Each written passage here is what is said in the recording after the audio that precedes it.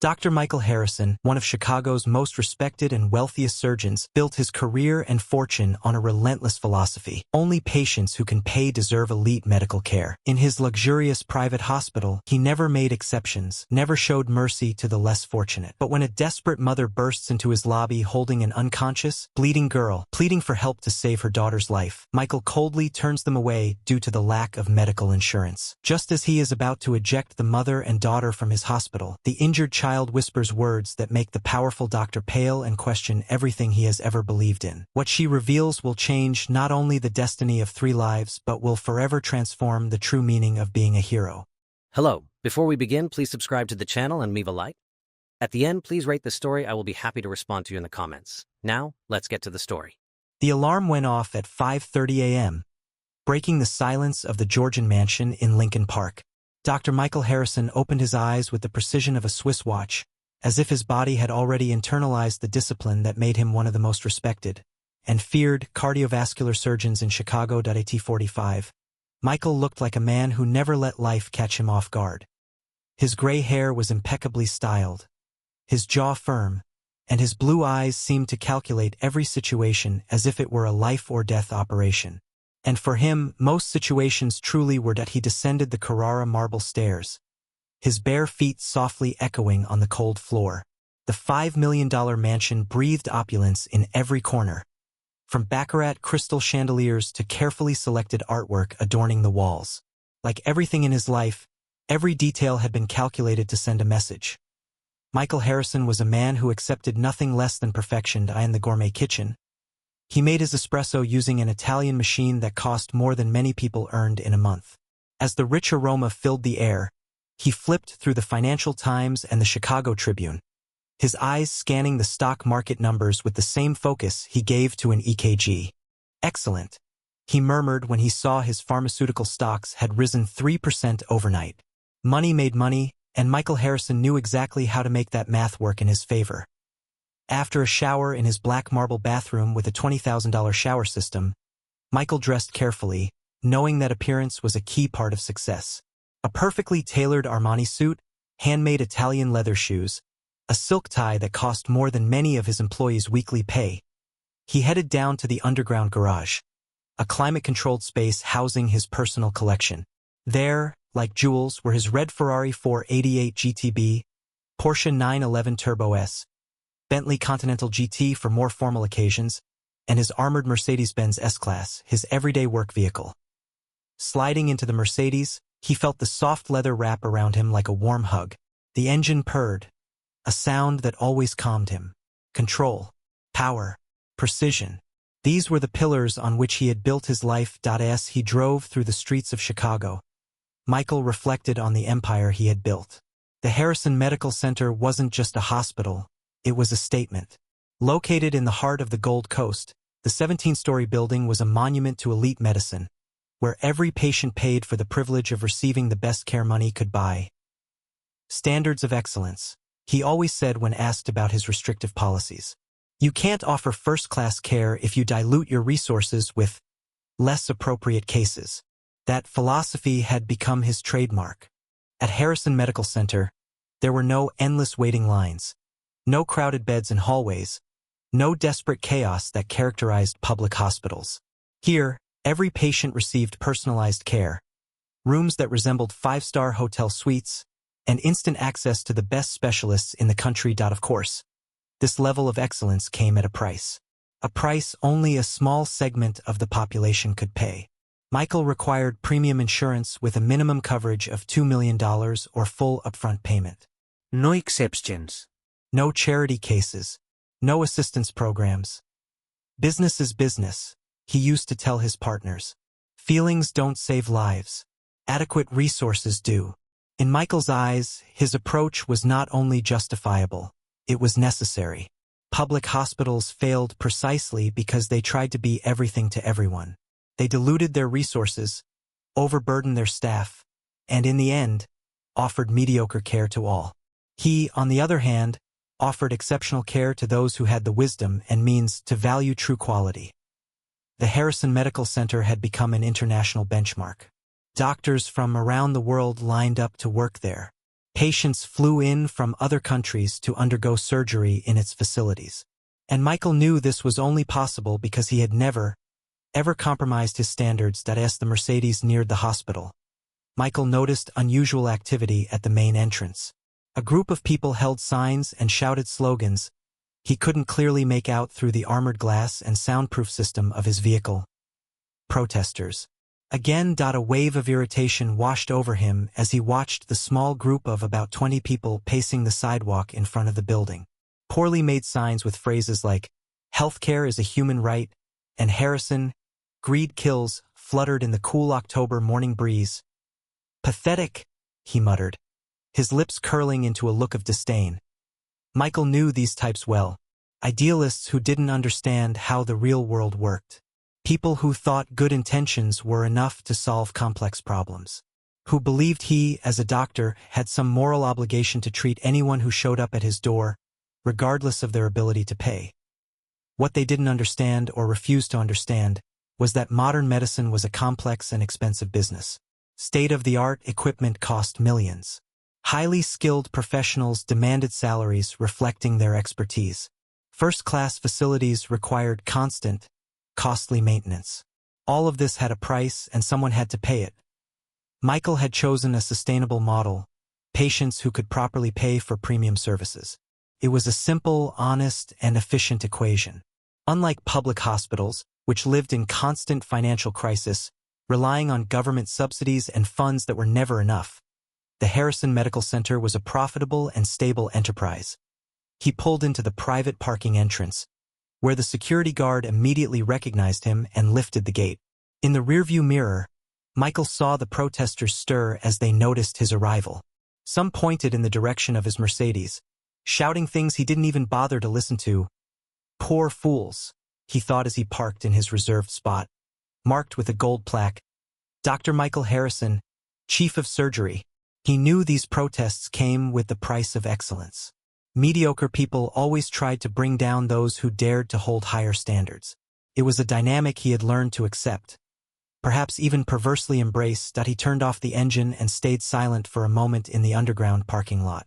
In a few hours, he'd be operating on a Wall Street executive who had flown to Chicago specifically for a complex heart surgery in his hands.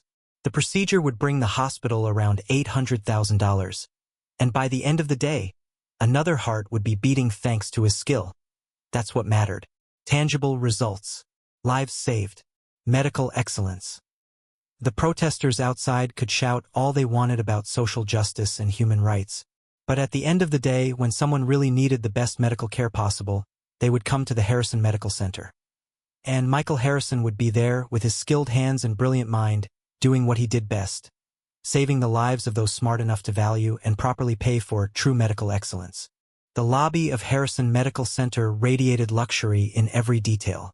Travertine marble covered the floor in perfect geometric patterns, while an Austrian crystal chandelier hung majestically from the double-height ceiling. The air conditioning kept the temperature at exactly 72 degrees Fahrenheit, and a subtle scent of French lavender lingered in the air, discreetly released through the ventilation system. Behind the Brazilian mahogany reception desk, two receptionists dressed in impeccable Navy uniforms greeted patients with the professional courtesy of a five-star hotel. Their soft voices echoed through the spacious room, blending with the nearly inaudible classical music playing from strategically placed speakers in the waiting area. Italian leather armchairs accommodated a select clientele. A man in a gray Armani suit flipped through Forbes magazine as he waited for his cardiology appointment. An elegant lady, her jewelry sparkling in the chandelier's light, spoke quietly on the phone about her upcoming trip to the Hamptons. Everything unfolded in the controlled, serene atmosphere that Harrison Medical Center had cultivated as its trademark. Then, the tempered glass doors slid open with a pneumatic whisper. Sarah Thompson burst into the lobby like a storm breaking the calm. Her brown hair, once probably well-kept, was disheveled and dirty. The blouse that had once been white now bore stains of dirt and what looked like dried blood. Her jeans were torn at the knee, and her sneakers were a worn mix of unidentifiable colors, battered from excessive use and life on the streets. But it wasn't her appearance that drew the most attention. It was the absolute panic etched on her face. Her green eyes, swollen from crying, scanned the luxurious environment with the desperation of someone seeking salvation. Her chest rose and fell rapidly, as if each breath was a fight against time. In her arms, she carried her daughter Emma like a fragile treasure. The 8-year-old girl looked even smaller in her mother's embrace, her little body limp like a broken porcelain doll. Blonde hair that should have been braided or pulled back was plastered to her pale face, stained with streaks of blood flowing from a deep cut on her right temple. Her breathing was shallow, almost imperceptible, and small red drops fell onto the pristine marble floor. "Please!"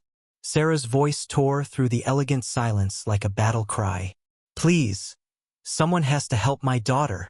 The echo of her words reverberated off the high walls, shattering the aura of tranquility the space had maintained. All heads turned, some with curiosity, others with evident discomfort. Sarah ran to the reception desk, her clumsy footsteps echoing against the marble. The sound of her worn sneakers sharply contrasted with the discreet whisper of Italian leather shoes that usually filled the space. "My daughter! She fell. She needs a doctor right now." Her words came out in gasps, her voice choked with desperation and tears streaming down her dirty face. Once again, Margaret Walsh, the 52-year-old senior receptionist, felt her stomach tighten at the sight of the bloody child. In her 20 years working in hospitals, she'd developed professional armor, but the image of that unconscious little girl struck something deep and maternal within her. Still, the rules were clear. "Ma'am, I need you to calm down." "Where did the accident happen?" Margaret asked, her voice revealing a slight hesitation between protocol and compassion. "At the Riverside Avenue construction site," Sarah responded quickly, gently rocking Emma without realizing what she was doing. "She was playing. I didn't see. There was an old scaffold and she climbed it. Oh God, she fell from so high." Sarah's voice broke completely. Tears now streamed freely, mixing with the grime on her face. "I tried to take her to Presbyterian Hospital, but they said it would take 6 hours to get seen. The Children's Memorial Emergency is full. Rush University is on nurse strike. You're my last hope. Please." Margaret shared a quick glance with her colleague Jennifer, a woman in her 20s who visibly paled at the sight of the child. They both knew the protocol. They both knew which questions were mandatory. "Ms. Thompson, is that correct?" Margaret said, her professional tone masking her inner conflict. "I'm going to need to see your ID and your health insurance card." Sarah blinked several times as if she hadn't understood. "Insurance? I don't have insurance right now. I lost my job 3 months ago and—" "Unfortunately, ma'am," Margaret interrupted, her words almost automatic. "Harrison Medical Center is a private institution. For emergency care, we require health insurance with a minimum coverage of $2 million or upfront payment of $50,000 for emergency procedures." The silence that followed was deafening. Sarah stood frozen for a few seconds, trying to process what she'd just heard. Her lips trembled, struggling to form words that wouldn't come out. $50,000? She finally whispered, her voice barely audible. I don't even have $50. But look at her. She's bleeding. She needs help now." Sarah leaned over the desk, bringing Emma closer to the receptionist. Small drops of the girl's blood stained the impeccably organized papers on the mahogany desk. "Please." Sarah's voice was now a desperate murmur. "She's just a child. My only daughter. I swear I'll pay somehow. I'll work here for free the rest of my life if I have to. Just save my girl." Margaret felt her heart break. 20 years of seeing sick and desperate people. Yet there was something about the utter vulnerability of this mother that shattered all her professional defenses. The girl in Sarah's arms looked so fragile, so small, her skin growing paler with every passing minute. "Ms. Thompson," Margaret said, her voice softer now, "I understand your situation, but unfortunately, I cannot authorize care without payment or proper insurance. Those are the hospital's rules. Maybe you should try the NO." Sarah's scream echoed through the entire lobby, making several people jump in their seats. "Don't tell me to go somewhere else. I've tried everywhere. You're doctors. How can you deny help to a child? How?" Sarah staggered back from the desk, holding Emma tightly against her chest. Her legs seemed unable to support her any longer, and she sank to her knees on the cold marble floor. "Please, Emma, don't leave me," she whispered against her daughter's hair. "Mommy will find a way. Mommy always finds a way." The lobby had transformed into a surreal scene. The classical music continued to play softly, the chandelier kept shining majestically, and the scent of lavender still perfumed the air. But at the center of all that elegance, a desperate mother knelt on the floor, clutching her unconscious daughter, as tears fell onto the marble like raindrops on a summer afternoon. The man in the Armani suit lowered his magazine and watched the scene with clear discomfort. The elegant lady ended her phone call and exchanged awkward glances with others in the waiting room. Some whispered amongst themselves, others looked away, as if this human tragedy was a stain on the perfection of the environment. Margaret stood behind the desk, her hands trembling slightly. 20 years following rules, 20 years maintaining professional composure. But the sight of that child possibly dying in her mother's arms was pushing all her limits. "Jennifer," she whispered to her colleague, "call security. And maybe we should call paramedics." Sarah heard the whisper and raised her head, her red, tear-streaked eyes meeting Margaret's. "Security? You're going to throw me out? Throw out a wounded child?" Her voice no longer held anger, only devastated resignation. "Fine. I get it. The poor don't deserve to live, right? Money means more than a child's life." Sarah tried to stand, but her legs gave out. Emma was growing paler, her breathing weaker. The blood had stopped flowing, but that wasn't necessarily a good sign. "Hold on tight, my love," Sarah murmured, gently rocking her daughter. "Mommy will find somewhere else. There's always somewhere else." But her voice lacked conviction. She had tried every other place. Harrison Medical Center had truly been her last hope. And now that hope was being systematically crushed by the cold rules of an institution that valued dollars before human lives. The contrast was stark. On one side, the silent opulence of a hospital that served only the privileged. On the other, a desperate mother holding her dying daughter, denied the most basic help any human being should have a right to. It was a scene that revealed, with brutal clarity, the invisible divisions cutting through American society like deep, unhealed scars. And amidst it all, an 8-year-old girl fought against death in her mother's arms, unaware of the financial and social complexities determining whether she would live or die on that cold October morning in Chicago. The elevator doors slid open with a soft metallic whisper, revealing the imposing figure of Dr. Michael Harrison. Even after only a few minutes in his office, he had noticed the unusual commotion coming from the ground floor through the intercom system. Jennifer, the receptionist, had called him directly, something that only happened in truly exceptional situations. His presence in the lobby was immediately felt. At 45, Michael possessed a natural authority that seemed to fill any room he entered. His perfectly tailored Armani suit didn't have a single wrinkle. His tie was aligned with military precision, and his Italian shoes reflected the chandelier lights like polished mirrors. His blue eyes quickly scanned the scene before him. The disheveled woman kneeling on the immaculate marble floor, the unconscious child in her arms, the bloodstains on the floor that had cost over $100,000 to install, and the faces of paying patients watching the spectacle with obvious discomfort. Michael felt a prick of irritation crawl up his spine. This was exactly the kind of situation he had structured the Harrison Medical Center to avoid. Chaos, unnecessary drama, the breach of the controlled, professional atmosphere that set his institution apart from common hospitals. "What is going on here?" His voice cut through the air with the precision of a scalpel, clear and commanding, but low enough to maintain a veneer of professionalism. Margaret stood up behind the front desk, her hands slightly trembling. "Dr. Harrison, this is Mrs. Thompson. Her daughter had an accident, and she's requesting emergency care, but she has no insurance or means to pay." Michael looked more closely at Sarah. She had lifted her head at the sound of his voice, her tear-red eyes fixed on him with a desperate mix of hope and pleading. Her face, stained with tears and dirt, violently contrasted with the sterile elegance of the environment. "Doctor," Sarah tried to stand, but her legs trembled, and she remained on her knees, holding Emma tightly to her chest. Please, you're a doctor. My daughter. She fell. She needs care now.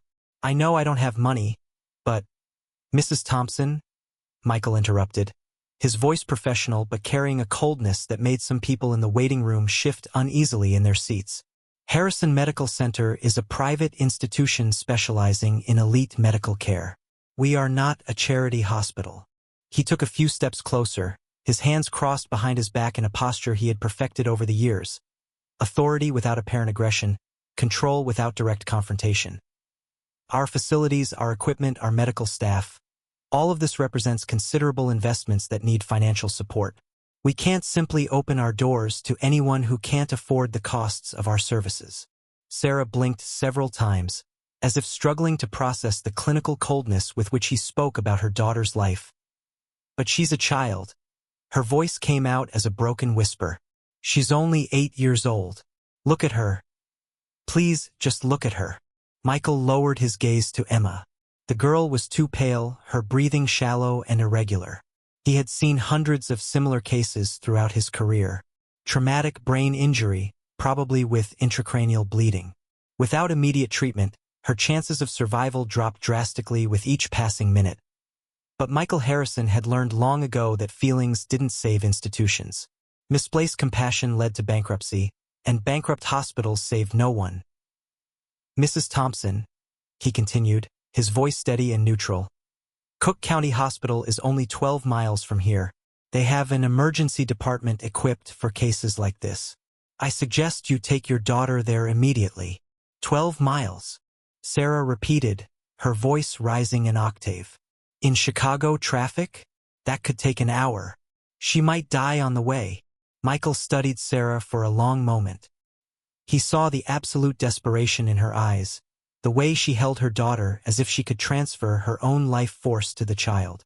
Somewhere very deep in his mind, a small voice reminded him of himself at 8 years old, when he had pneumonia and his parents rushed him to the hospital in the middle of the night. But that voice was quickly silenced by the cold logic that had governed his life for decades. Mrs. Thompson, he said, with a harshness in his tone that made Margaret take a step back. I'm sorry about your daughter's condition, but that is not my problem. This is a business, not a charity. I have responsibilities to my shareholders, to my staff who rely on the salaries we pay, and to the patients who trust and pay for our services. Sarah stared at him as if he had just spoken a foreign language. Not your problem? She's dying. And I'm sorry for that, Michael replied, his words sounding mechanical even to his own ears. But life is made of choices, Mrs. Thompson. Choices have consequences. Difficult decisions are exactly what separates successful people from those who fail to properly care for their families. The silence that followed was absolute. Even the classical music seemed to fade. Sarah stayed completely still for several seconds, as if Michael's words needed time to penetrate her consciousness. When she finally reacted, it was as if something inside her had completely broken. Please. She fell fully to her knees on the cold marble, Emma still in her arms. I beg you. Since we were children, we've been told doctors exist to save lives, that hospitals are places of healing and hope. Please, don't let my daughter die because of money. Her tears now fell freely, forming small pools on the spotless floor. I'll do anything. Anything. I'll mop floors, clean bathrooms, work 20 hours a day for the rest of my life to pay. Just save her. The scene had become too uncomfortable for some of the patients in the waiting room. The Armani-suited man folded his magazine and discreetly headed to the restroom. The elegant lady whispered urgently on the phone, probably rescheduling her appointment. Michael looked around, noticing how Sarah's presence was unsettling his carefully controlled environment. This could not continue. Every minute this scene dragged on further damaged the reputation for professionalism and exclusivity he had so meticulously built. Mrs. Thompson, he said, his voice now carrying a final authority that admitted no discussion.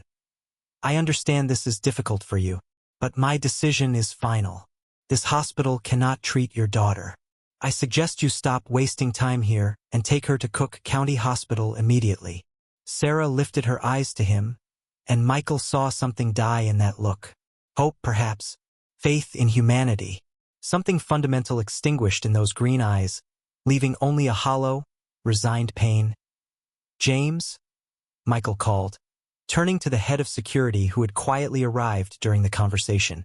James Morrison was a 50-year-old former police officer, hired specifically to handle delicate situations like this. "Please escort Mrs. Thompson to the exit." Gently but firmly. James hesitated for a fraction of a second. In his 10 years at Harrison Medical Center, he had escorted many people out. Drunk patients, mentally unstable individuals, occasionally aggressive family members. But never a desperate mother holding an obviously injured child. "Doctor," he said softly, "maybe we could at least call an ambulance to take them to Cook County?" Michael gave him a look James knew well. It was the expression that said no questions would be tolerated. "James, just do your job." The head of security reluctantly nodded and approached Sarah. "Ma'am, I'm going to need you to stand up and come with me." Sarah looked at James, then at Michael, then at the people in the waiting room watching her as if she were a horror show. Slowly, with a dignity that contrasted violently with her disheveled appearance, she stood up. "All right," she whispered, her voice barely audible. "I understand." She adjusted Emma in her arms, the girl looking even more fragile in the bright lobby light. Small drops of blood still stained the marble where she had been kneeling as James gently guided her toward the glass doors. Sarah turned one last time to Michael.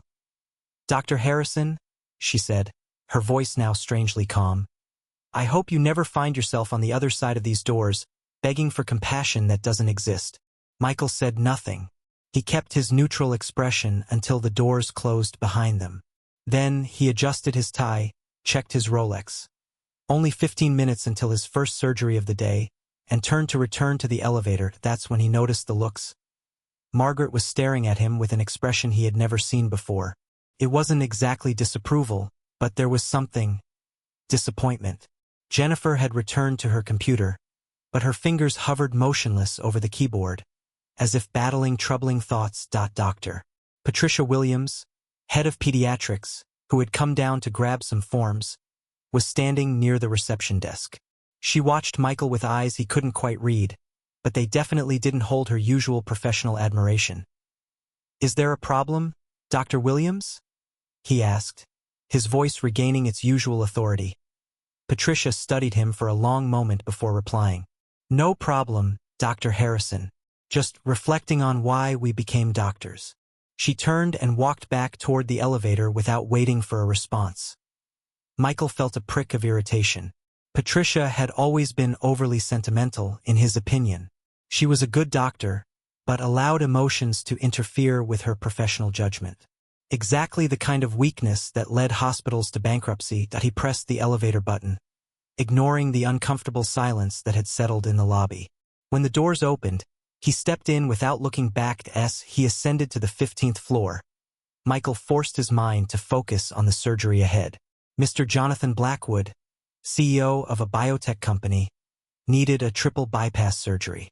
The procedure would bring the hospital $800,000 and further strengthen its reputation among Chicago's business elite. That was what mattered. Interesting cases, proper payment, maintaining medical excellence. But as the elevator doors closed, Michael couldn't help but picture one last mental image.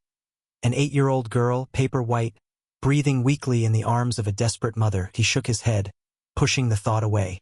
Business is business, and he had a surgery to perform. The elevator rose silently through the floors of Harrison Medical Center, carrying Michael toward his office on the 15th floor. The mirrored walls reflected his image multiple times. His flawless suit, straight posture, and composed expression, perfected over decades of medical practice. But something was bothering him. A strange sensation in his chest, like a small stone lodged between his ribs. Maybe it was just the strong coffee he had that morning, or maybe... The elevator stopped on the 10th floor, but instead of continuing, Michael pressed the button for the 2nd floor. He couldn't explain the impulse, but he felt the need to check if the woman and child had really left the building. It was important to be sure the situation had been properly resolved, with no further disturbances for his paying patients. The doors opened to reveal a wide corridor with panoramic windows overlooking the main lobby. Michael walked to the indoor balcony, an elegant mezzanine with tempered glass railings that allowed a full view of the ground floor. Down below, James Morrison walked slowly toward the main doors, keeping a respectful distance from Sarah Thompson. The head of security clearly wasn't comfortable with the situation.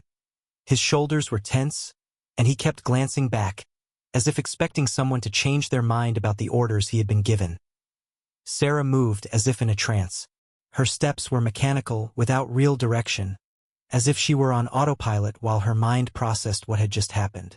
Emma remained motionless in her arms, her little head drooping to the side, blonde hair stained with blood sharply contrasting the deathly pallor of her skin.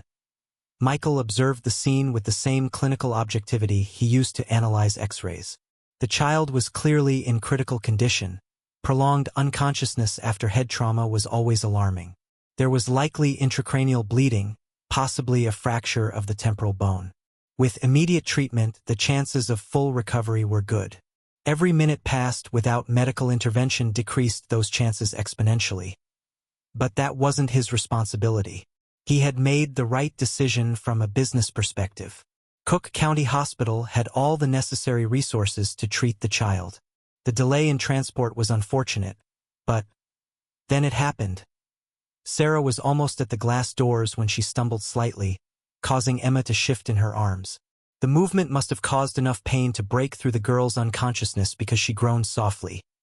A sound so faint Michael doubted anyone on the ground floor could hear, but from his elevated position, watching closely, he saw Emma's lips move. "Mommy!"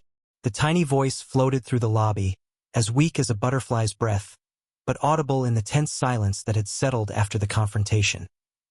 Sarah stopped immediately, lowering her face close to her daughter's. "Emma? My love, you're awake." Michael leaned over the railing, not sure why he felt the need to hear the conversation. James had also stopped, clearly touched by the sight of a wounded child briefly regaining consciousness. Emma opened her eyes with difficulty. Even from a distance, Michael could see her pupils weren't responding properly to light. Another classic sign of severe head trauma? "Mom," Emma whispered, her voice so low Michael had to strain to hear. "Where are we? My head hurts so much." "We're at the hospital, sweetheart," Sarah replied, tears falling again. But they can't help us right now. We're going to another hospital. Okay?" Emma tried to focus her gaze on her mother's face, but her eyes kept losing focus. "Why can't they help? Hospitals help sick people." Sarah bit her lip, clearly struggling to find words an 8-year-old could understand. "It's complicated, my love. It has to do with money." Michael watched Emma process the information, her child's mind wrestling with the confusion caused by trauma. "Mom," Emma said, her voice growing weaker, "didn't you say my daddy works at a hospital? That he fixes people's hearts?" Sarah froze completely. Michael felt something cold run down his spine. "Emma, why are you asking that now?" Sarah whispered, but her voice carried a new tension, almost panic. "You said his name was... What was it again?" Emma was clearly struggling to concentrate, her words breaking into fragments. "You said he was a doctor, that he operated on hearts like in the movies?" Michael gripped the railing so tightly his knuckles turned white. His heart began to beat irregularly, as if developing sudden arrhythmia. "Emma, no," Sarah started, but the girl kept speaking with the innocent persistence of children. "My mommy said my daddy's name is Dr. Michael Harrison and he operates on hearts like in the movies." The words echoed through the lobby like a gunshot. Michael felt the world spin around him, as if the entire building had begun to rotate on its axis. His legs weakened, and he had to lean heavily on the railing to avoid falling. Dr. Michael Harrison, cardiothoracic surgeon. Not just Michael Harrison, a common enough name, but Dr. Michael Harrison, heart surgery specialist, exactly like him. What were the statistical chances that... Emma fainted again immediately after saying the words, her little head dropping limply to the side. But the damage was done. Sarah had gone completely pale, looking around the lobby as if expecting the building itself to collapse. James Morrison had also stopped, clearly confused by what he had just heard. He glanced at Sarah, then at the stairs leading to the upper floors, slowly processing the implication of the child's words. Michael felt a flood of memories rush through his mind like a broken dam. Boston. Harvard Medical School. 9.5 years ago. Sarah Collins, not Thompson. Collins was her maiden name. An English literature student at Boston University. Brown hair that shone in the autumn sun. A smile that lit up any room. Green eyes that seemed to hold all the secrets in the world. He was in his final year of cardiothoracic surgery residency. She was finishing her master's degree. They met at an end-of-semester party he had reluctantly attended, dragged along by colleagues insisting he needed a social life. 3 months. Just 3 months together, but they were the most intense of his life so far. Sarah had broken down all the barriers he had built around himself. With her, Michael discovered he could laugh without counting the time spent on frivolity, talk about dreams without worrying if they were economically viable, love without considering strategic implications. Then came the opportunity. The scholarship to specialize in London. A unique chance to work with the renowned Dr. Pemberton, Europe's most respected heart surgeon. An opportunity that would open doors to the career he had dreamed about since childhood. Sarah was pregnant. She told him on a rainy March night, sitting in her small apartment near campus. Michael remembered every detail of that night. The smell of coffee she had made, the sound of rain tapping the window, the way she held his hand when she said the words that changed everything. "Michael, I'm pregnant." He was silent for several minutes, processing the news, calculating the implications. The scholarship just after the baby's birth, the 2-year commitment in London, the carefully planned career since he was 16, and Sarah, looking at him with those green eyes full of hope and terror, waiting for a reaction she never received the way she expected. "Sarah," he finally said, "this changes everything." "I know," she replied, "but we can make it work. I'll finish my thesis, you'll do your specialization, and when you come back—" "What if I don't want to come back?" he asked, the words slipping out before he could stop them. The silence that followed still echoed in his memory 9 years later. They talked for hours that night. She cried. He tried to be rational, explaining all the reasons why it was the wrong time, why his career was at a critical stage, why he wasn't ready to be a father. In the end, Sarah made the decision for both of them.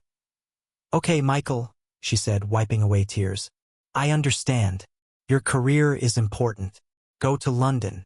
I'll handle this alone." He tried to argue, offered financial help, promised to keep in touch. But Sarah shook her head. "No," she said with a wounded dignity he now recognized in the desperate woman who had just left his hospital. A child needs a father who wants her, not someone who sees her as an obstacle. "Go follow your dreams, Michael, and let me follow mine." He left for London 2 weeks later. For 6 months he tried calling, emailing, mailing letters. Sarah never responded. Eventually he stopped trying. 2 years in London turned into 4 into 6. When he finally returned to the US, Sarah had vanished from Boston. None of their mutual friends knew where she was. Michael had tried to find her a few times over the years, but always half-heartedly. Part of him feared what he might find. Part had convinced himself it was better to leave the past behind. And now, Emma. He whispered the name, testing how it sounded on his tongue. Emma, his daughter. The child he had rejected before she was even born was down there, unconscious and bleeding, being denied medical care in the hospital that bore his name. Michael straightened abruptly, adrenaline coursing through his veins like electricity. His medical instincts, dormant during the earlier financial conversation, awakened at full force. Emma was not just 8 years old, she was 8.5. Exactly the age she would be if... He ran to the stairs, his footsteps echoing on the marble steps like gunshots. His medical mind cataloged symptoms, planned treatments, and calculated lost time. "Stop!" His voice reverberated through the entire lobby, making everyone present turn toward him. "Stop right now." James Morrison stopped immediately, confused by Dr. Harrison's urgency. Sarah stopped too, turning slowly to look at the stairs. Michael descended 3 steps at a time, nearly stumbling in his haste. When he reached the ground floor, he was out of breath. Not from physical exhaustion, but from the explosive combination of paternal panic and medical urgency that dominated every fiber of his being. Sarah? He said, voice rougher than intended. Sarah Collins. She looked at him, and he saw recognition flood her green eyes. 9.5 years had changed them both. He with more wrinkles around his eyes and some gray at his temples. She thinner, with a hardness in her face that hadn't existed at 25. But the eyes were the same. Michael, she said softly, as if saying his name hurt. He stepped closer, eyes fixed on Emma. Up close, he could see the similarities he'd missed before. The shape of the nose, the line of the forehead, even the way she held her slightly open mouth while sleeping. She is, he began, but couldn't finish the question. Your daughter, Sarah completed, her voice carrying 9 years of resentment, pain, and exhaustion. Yes, Michael. Emma is your daughter. Michael approached Sarah with hesitant steps, as if walking toward a cliff. Every movement seemed to happen in slow motion. His tunnel vision focused only on the unconscious child in the arms of the woman he had loved and abandoned 9 years ago. Let me see her. His voice came out as a hoarse whisper, his hands already reaching out with the automatic reflexes of decades of medical practice. Sarah instinctively stepped back, holding Emma tighter against her chest. No, she said, but her voice trembled more from exhaustion than determination. You've made it very clear what you think about us. Sarah, please, Michael said, a break in his voice making several people in the lobby look over more closely. She needs immediate medical care. Let me examine her. There was a moment of hesitation in Sarah's green eyes, maternal instinct fighting the despair of a mother who knew the child was dying. Finally, slowly, she allowed Michael to come closer. When he first touched Emma, Michael felt his hands tremble barely perceptibly. The girl's skin was cold and pale, her breathing shallow and irregular. He gently lifted one eyelid, checking the pupil's reaction with the small flashlight he always carried in his suit pocket. Right pupil dilated, slow response to light. A classic sign of increased intracranial pressure. But it was when his eyes adjusted to the close-up that Michael felt the world completely stop around him. Emma's face was like looking at a female, childlike version of himself. The forehead's shape identical to his own. The shape of the lips thin and well-defined, exactly like the Harrison family's. And when she had opened her eyes moments before, Michael had seen the exact color of his own eyes, a unique gray-green inherited from his paternal grandmother. My God, he murmured, voice almost inaudible. She has the Harrison family eyes. The same nose shape as my father's. Sarah watched as Michael slowly discovered the truth written on their daughter's face. Tears ran down her cheeks again, but this time there was something more than despair. Years of pent-up anger bubbling to the surface. Yes, she said, her voice carrying a bitterness that made Michael look up at her. She has your eyes, Michael. Your eyes and your nose and even that little dimple in her chin that appears when she smiles. All the things you would have seen if you'd cared enough to know her. Michael felt the words hit him like physical blows. Sarah, I didn't know. Didn't know? Sarah repeated, her voice rising dangerously. You didn't know? You didn't know because you chose not to know. Because when I told you I was pregnant, you said I was trying to ruin your brilliant career. People in the lobby were now clearly overhearing every word. Margaret had stopped pretending to work and watched the scene, gripping her hands tightly. James Morrison looked completely lost, staring from Michael to Sarah as if watching a TV drama. Michael closed his eyes for a moment, the memories of that terrible night in Boston flooding back fully. But when Sarah kept speaking, the memories that came were not the ones he'd held onto. Do you remember what you said to me that night? Sarah continued, her voice trembling with emotion. When I told you I was pregnant, you were silent so long. I thought you had stopped breathing. And then, she stopped, taking a deep breath as if gathering courage to continue. Then you looked at me like I was a stranger, like I was some kind of opportunist trying to take advantage of you. And you said, Sarah, are you sure it's mine? Michael's eyes snapped open. I never said that. Yes, you did, Sarah shouted, causing Emma to stir slightly in her arms. You questioned whether the baby was yours. After 3 months together, after all the nights we spent talking about our dreams, our fears. You treated me like a liar and a gold digger. Tears now freely streamed down Sarah's face. But she continued as if years of repressed pain finally found an outlet. And when I proved you were the father, do you know what you did? You offered money. $5,000 to solve the problem, were your exact words. Like our daughter was just a problem to be bought off. Michael felt nausea rising. The memories he'd kept of that conversation were different, softened by time and guilt, edited by the psychological need to see himself as less monstrous than he truly had been. When I said I wouldn't have an abortion, Sarah continued, you were furious. Said I was being selfish, ruining 3 lives, yours, mine, and the child's.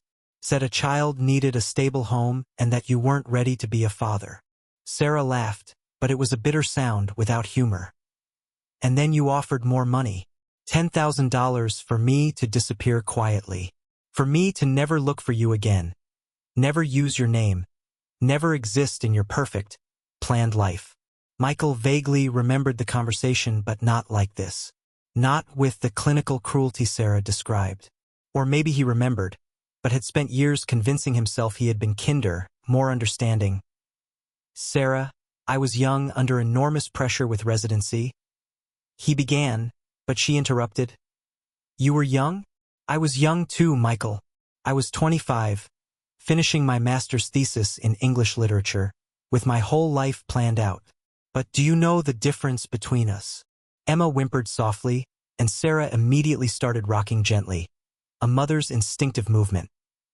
The difference is that when I found out I was pregnant, my first concern was for our daughter, how I would care for her, how I would give her the best life possible. Your first concern was how to get rid of us so we wouldn't mess up your plans. Michael looked back at Emma, his medical mind noting the girl's breathing growing more irregular. She needed immediate treatment, but he couldn't stop listening to Sarah. It was as if 9 years of hidden truths were pouring over him like acid. After you left for London, Sarah continued, I tried to keep living normally, but the pregnancy was difficult. I had complications in the 3rd trimester, severe preeclampsia. I almost died giving birth. She paused, looking at Emma with infinite tenderness. But Emma was born perfect, beautiful, healthy, with your green eyes. And I promised myself I would be both mother and father to her, that she would never lack anything important. Sarah? Michael began, but she went on as if he hadn't spoken. I got a job as a research assistant at the university after I graduated. It wasn't what I dreamed of. I wanted to teach, maybe write books, but it paid the bills and allowed me to raise Emma. For 4 years, we managed. Sarah gently rocked Emma as the girl whimpered again. But then I got sick. Breast cancer. I needed surgery, chemotherapy, radiation. I lost my job because I couldn't keep the schedule during treatment.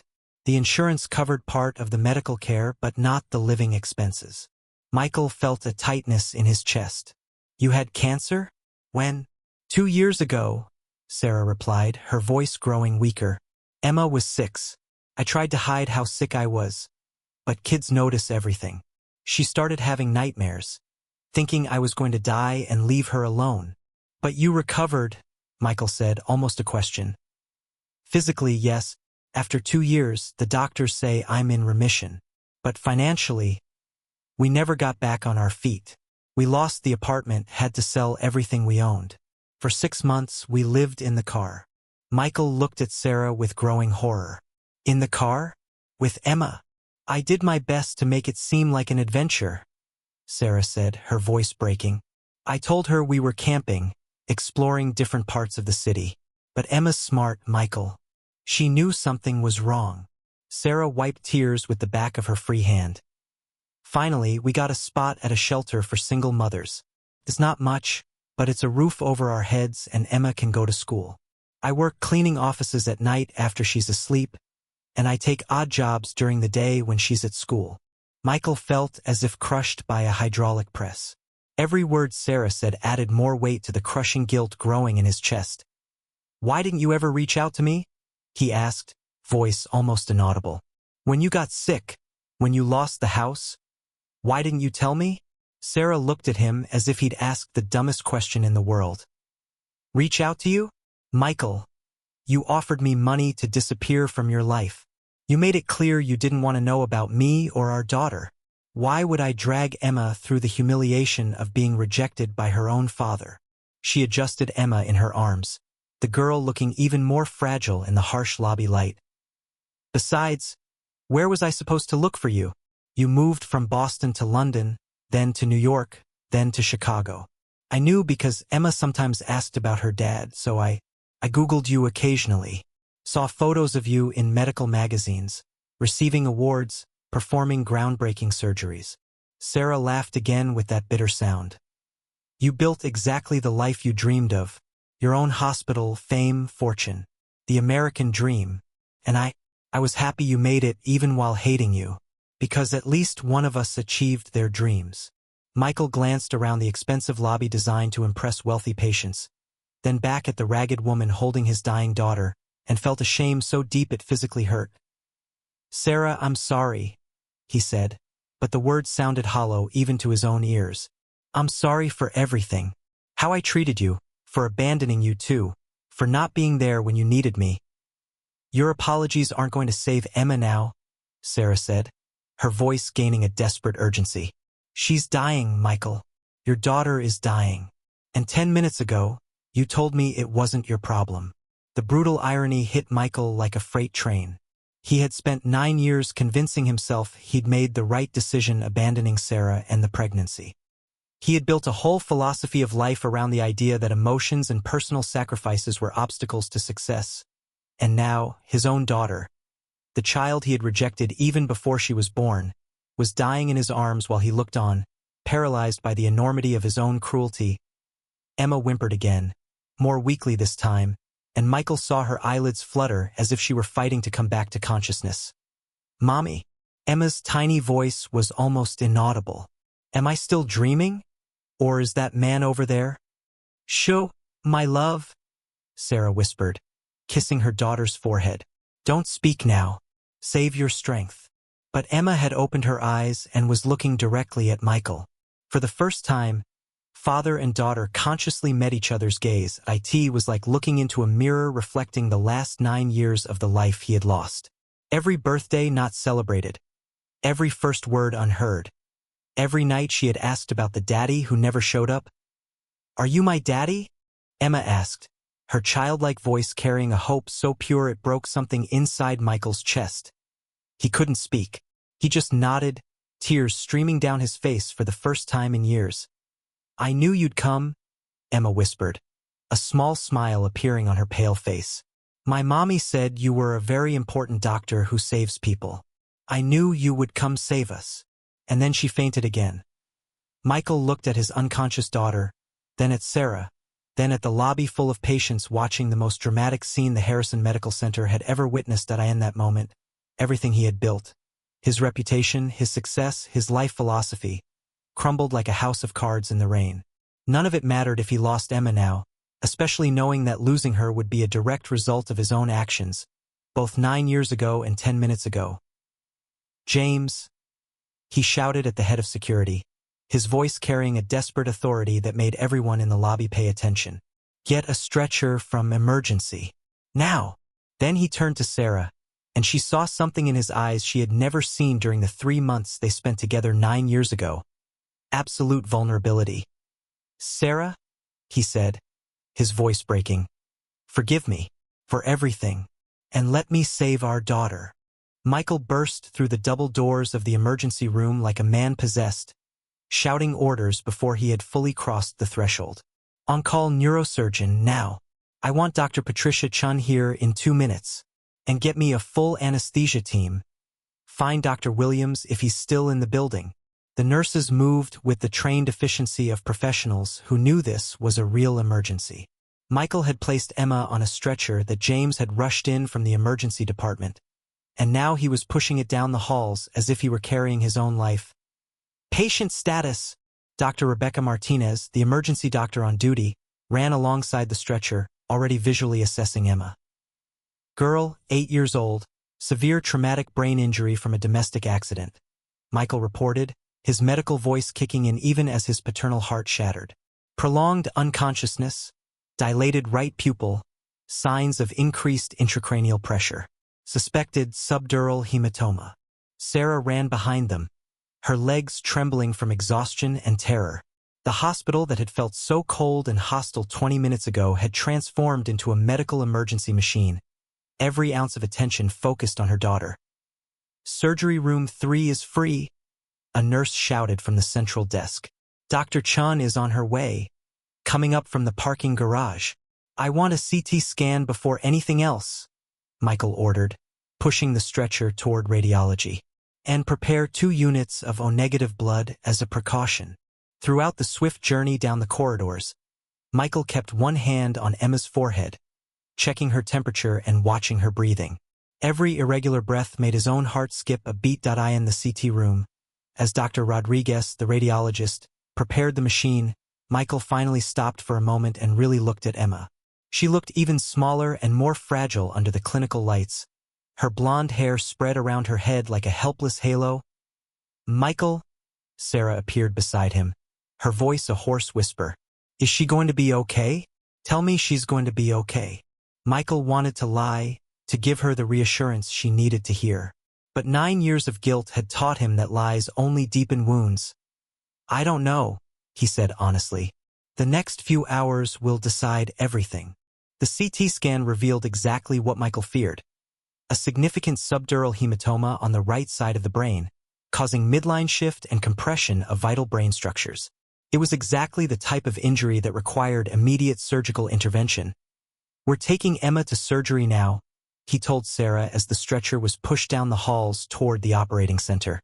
"Dr. Chun is the best neurosurgeon in the Midwest. If anyone can save Emma, it's her."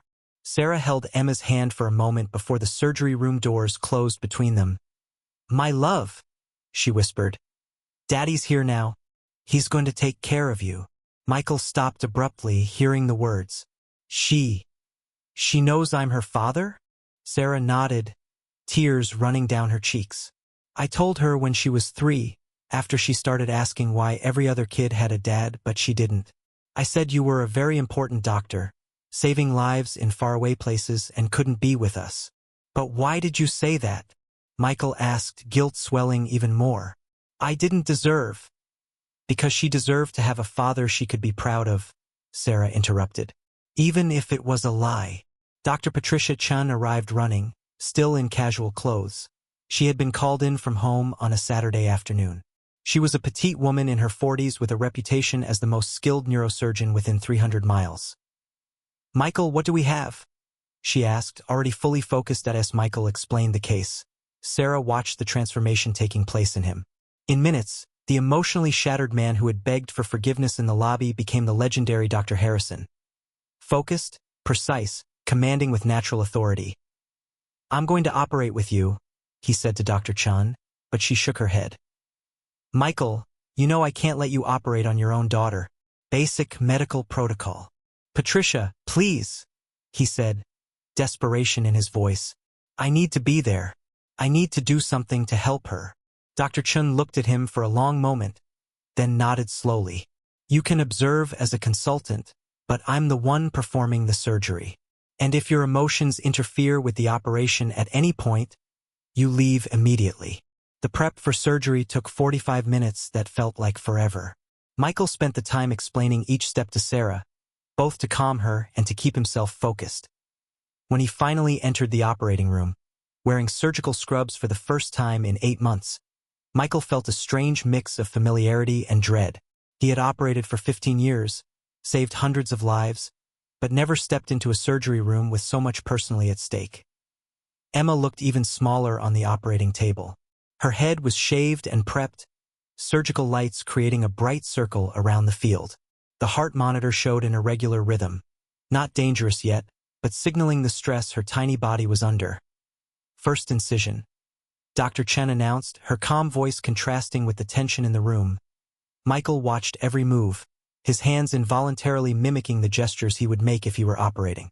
When Dr. Chun opened Emma's skull and revealed the hematoma, a dark mass of clotted blood pressing against pink brain tissue, Michael had to hold onto the table not to collapse. "Classic subdural hematoma," Dr. Chun murmured. We'll relieve the pressure and see how much damage there is. The next 6 hours passed in an eternity of tension. Michael stayed by the table, watching Dr. Chen work with skill he deeply respected. Every complication, unexpected bleeding, unstable blood pressure, moments when Emma's heart rhythm faltered, felt like years of life draining from his body. During a pause in the surgery, while they waited for Emma's blood pressure to stabilize, Michael went out to speak with Sarah. She had stayed in the waiting room reserved for surgical patients' families, pacing like a caged animal. "How is she?" Sarah asked immediately when Michael appeared at the door. "Dr. Chen's doing an exceptional job," Michael said, sitting in one of the chairs.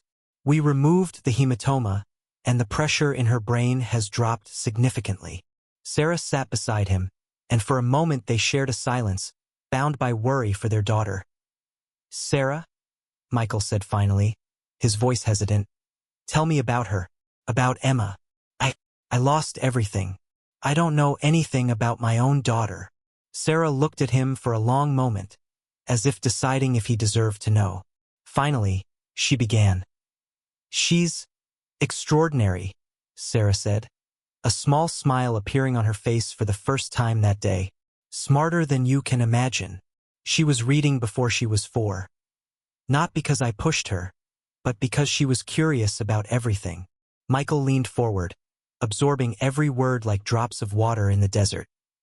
"When she was 5, she found a book about human anatomy at a garage sale. I didn't want to buy it, it seemed too advanced for her, but Emma insisted. Within a week, she knew the name of every bone in the human body." Sarah laughed, a genuine sound this time. "Last Halloween, she dressed up as Der Emma. She made a stethoscope out of garden hoses and a funnel.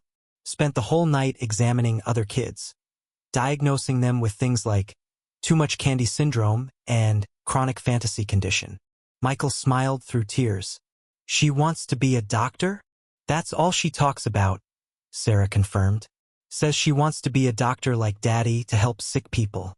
She watches all those medical shows on TV. Even though she doesn't understand half the words, she memorizes the technical terms." Sarah paused, then continued more quietly. "Michael, she asks about you all the time. Where is Daddy now? What kind of surgery is he doing? When will I meet him? I used to make up stories that you were saving lives in another state or researching cures for rare diseases." Michael closed his eyes, the pain of guilt almost unbearable. "Why did you do that? Why didn't you tell her the truth about me?" "Because she needed to have a dad she could be proud of," Sarah repeated. "Even if it was just in her imagination."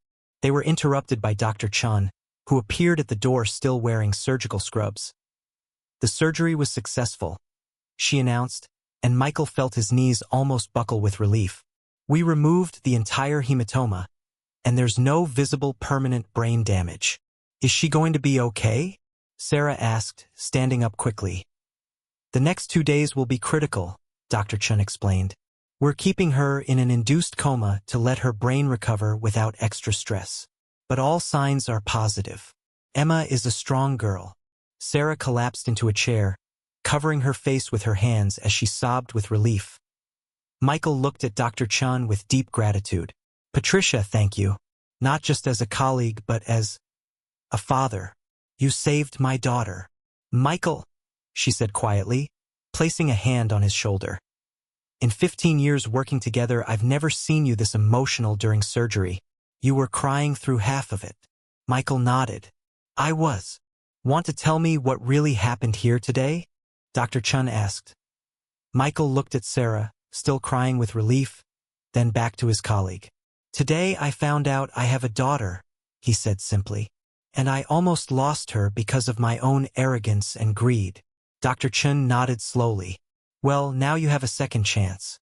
Not many people get one." After Dr. Chen left, Michael sat beside Sarah again. She had stopped crying but still trembled with the day's emotional intensity. "Sarah," he said after a few moments of silence, "I want to be in her life, in both of yours. I know I don't deserve a second chance. I know I caused damage that maybe can never be fully repaired. But if you'll let me—" Sarah looked at him, her green eyes still shining with unshed tears. "Michael," she said slowly. Emma almost died today. Almost died because you initially rejected us, because we spent years living in poverty, because we didn't have access to proper medical care. Michael lowered his head, accepting the truth in her words. But also, Sarah continued, she's alive because, in the end, you did the right thing. You rallied the best doctors, the best resources. You saved her. She paused, looking out the waiting room window at the sky growing dark. Emma has always wanted to meet her father. Now she's going to get that chance. But Michael, if you come into her life, you have to be ready to stay.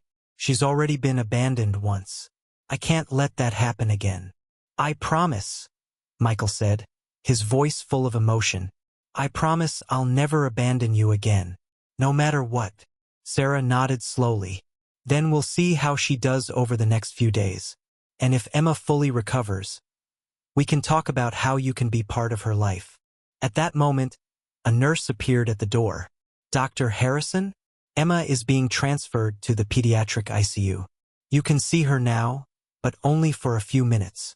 Michael and Sarah walked down the halls toward the ICU, two strangers bound by the child they had nearly lost. When they reached Emma's room, they saw her connected to multiple monitors and machines, but breathing steadily, her face peaceful in the induced coma. My love, Sarah whispered, holding Emma's small hand.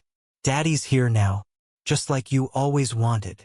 Michael stood on the other side of the bed, looking at the daughter he had rejected before she was born and nearly lost forever because of his own cruelty.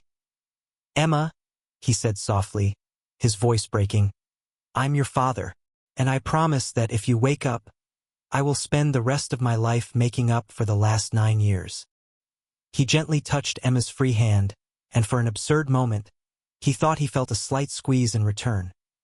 But Emma remained still, sleeping deeply as her small body healed, unaware of the drama that had unfolded around her and the lives she had forever changed simply by existing.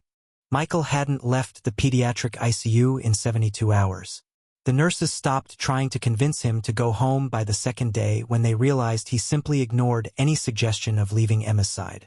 One of them, Nancy Rodriguez, a 20-year veteran of the unit, had brought a pillow and blanket from the doctor's lounge, muttering something about, even the doctors need a little comfort.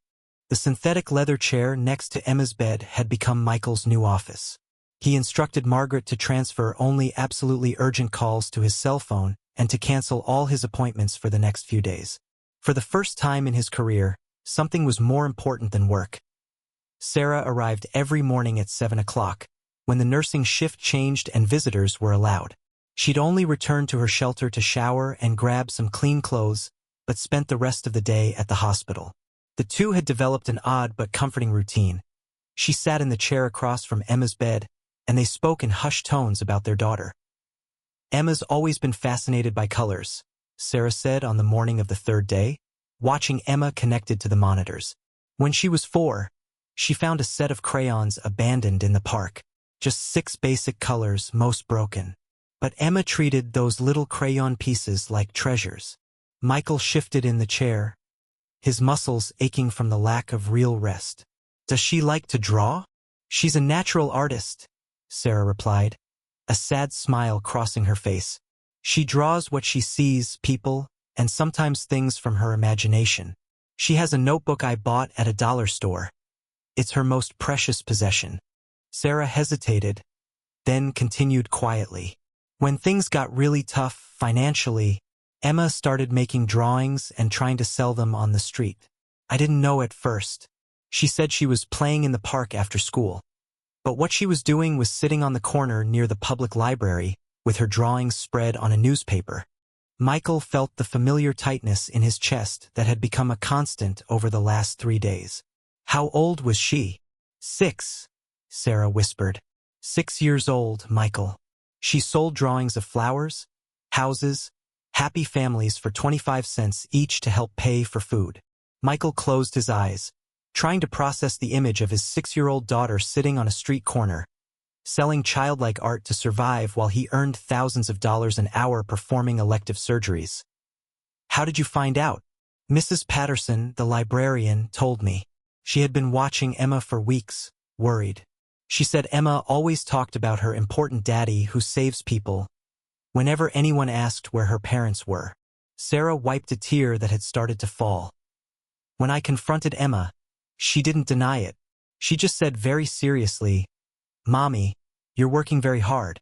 I wanted to help, like it was the most natural thing in the world. Michael stood up abruptly, walking to the hospital room window. The movement roused Dr. Chun, who had fallen asleep in a chair in the hallway during her break between surgeries. She had started checking on Emma personally every few hours, concerned both for the patient and her visibly changed colleague. "Michael," she said softly from the hall, "you need to go home, at least for a shower and a real meal."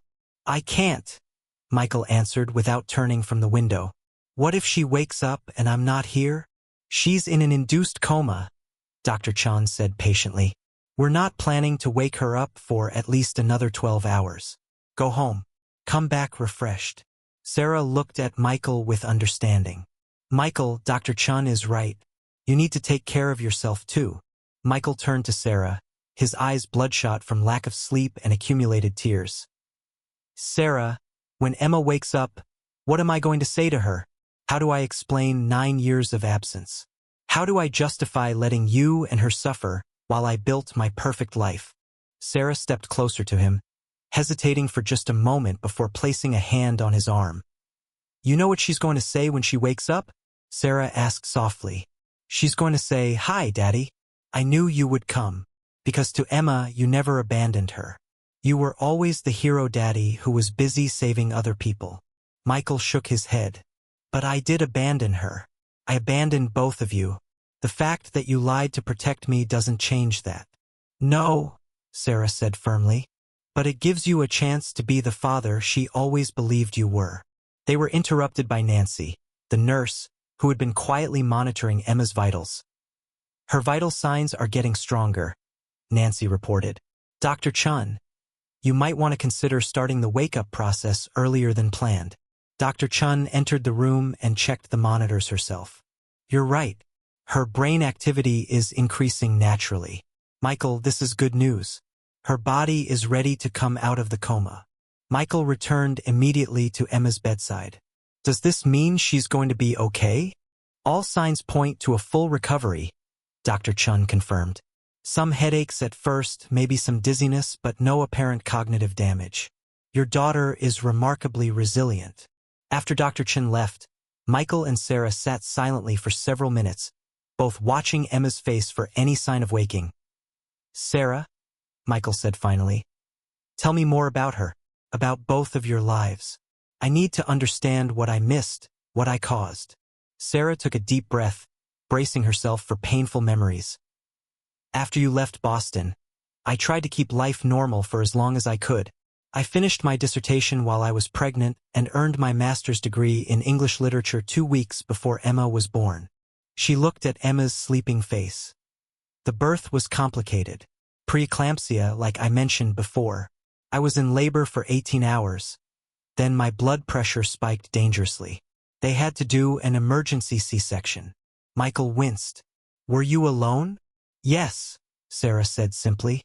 "My parents disowned me when I got pregnant out of wedlock. Conservative religious family, they saw it as shameful." "Your parents?" "Well, I never met them, and after you left, there was no point trying." Sarah shifted in her chair, the memories clearly painful. "But when Emma was born, and they placed her in my arms for the first time, Michael," she opened her eyes and looked right at me, those green eyes just like yours. "And in that moment, I decided she would never feel unwanted or unloved, even if that meant being both parents." "How did you manage financially those first years?" "I got a job as a research assistant at Boston University. It wasn't what I dreamed of. I wanted to teach, maybe write novels someday, but it paid enough for a small apartment and decent childcare." Emma went to a daycare run by a sweet elderly woman named Mrs. Garcia who adored her. Sarah smiled at the memory. Emma was the brightest child in that daycare. By age 3, she was reading simple books. Mrs. Garcia used to joke that Emma was going to be either a doctor or a lawyer because she asked so many questions about everything. "When did you first tell her about me?" When she was 3 and started asking why other kids had daddies and she didn't, I made up a story. I told her her daddy was a very important doctor who traveled the world helping sick people, and that's why he couldn't be with us. Sarah laughed bitterly. The ironic part is it wasn't entirely a lie. You were becoming an important doctor. You were helping people. You just weren't helping us. Michael stared at Emma's face, trying to imagine her as a 3-year-old asking about the father she'd never met. What did she say? She asked if you were like the doctors on the TV shows she watched. I said yes, even better. She asked why you couldn't just visit sometimes. I told her the people you were helping were very, very sick and needed you all the time. Sarah wiped away another tear. She accepted that completely, never questioned it. And you know what she did? Michael shook his head. She started asking me to teach her about medicine. At 4 years old, she wanted to know how the body works, what makes people sick, how doctors fix them. She said she wanted to learn so that when she grew up, she could help you save people. The weight of Emma's innocent faith in him pressed down on Michael like a physical force. Sarah, I don't deserve that kind of faith. No, Sarah agreed. But she gave it to you anyway. And Michael, even when things got really bad, even when we were living in the car and eating at soup kitchens, Emma never blamed you. She would tell other kids at the shelter that her daddy was a hero doctor who was too busy saving lives to visit.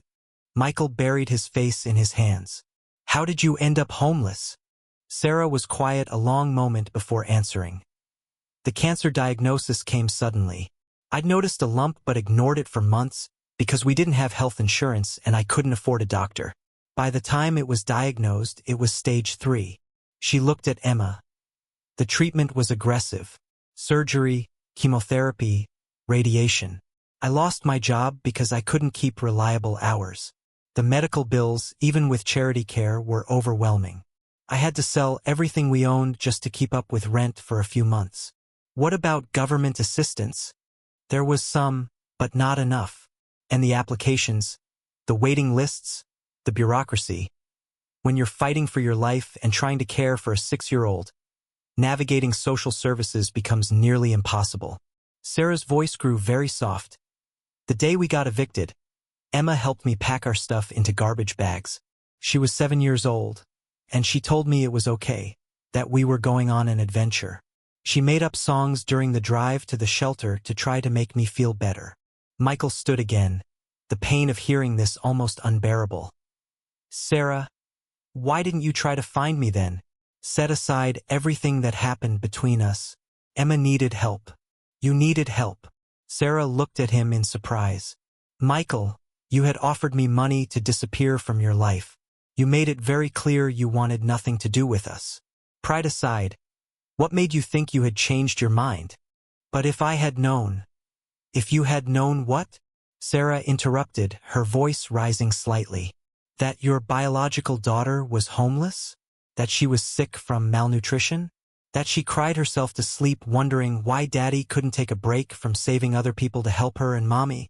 Michael faced her, raw pain in his eyes. If I had known, he said quietly, I would have helped. Despite everything, despite how terrible I was to you, I would have helped a child. Any child, but especially Emma. Sarah studied his face for several seconds. You really believe that? She said, more to herself than him. Yes, Michael said firmly. Sarah, I know you have no reason to trust me, no reason to believe I'm capable of decency. But I swear to you, if I had known Emma existed, if I had known you were both suffering.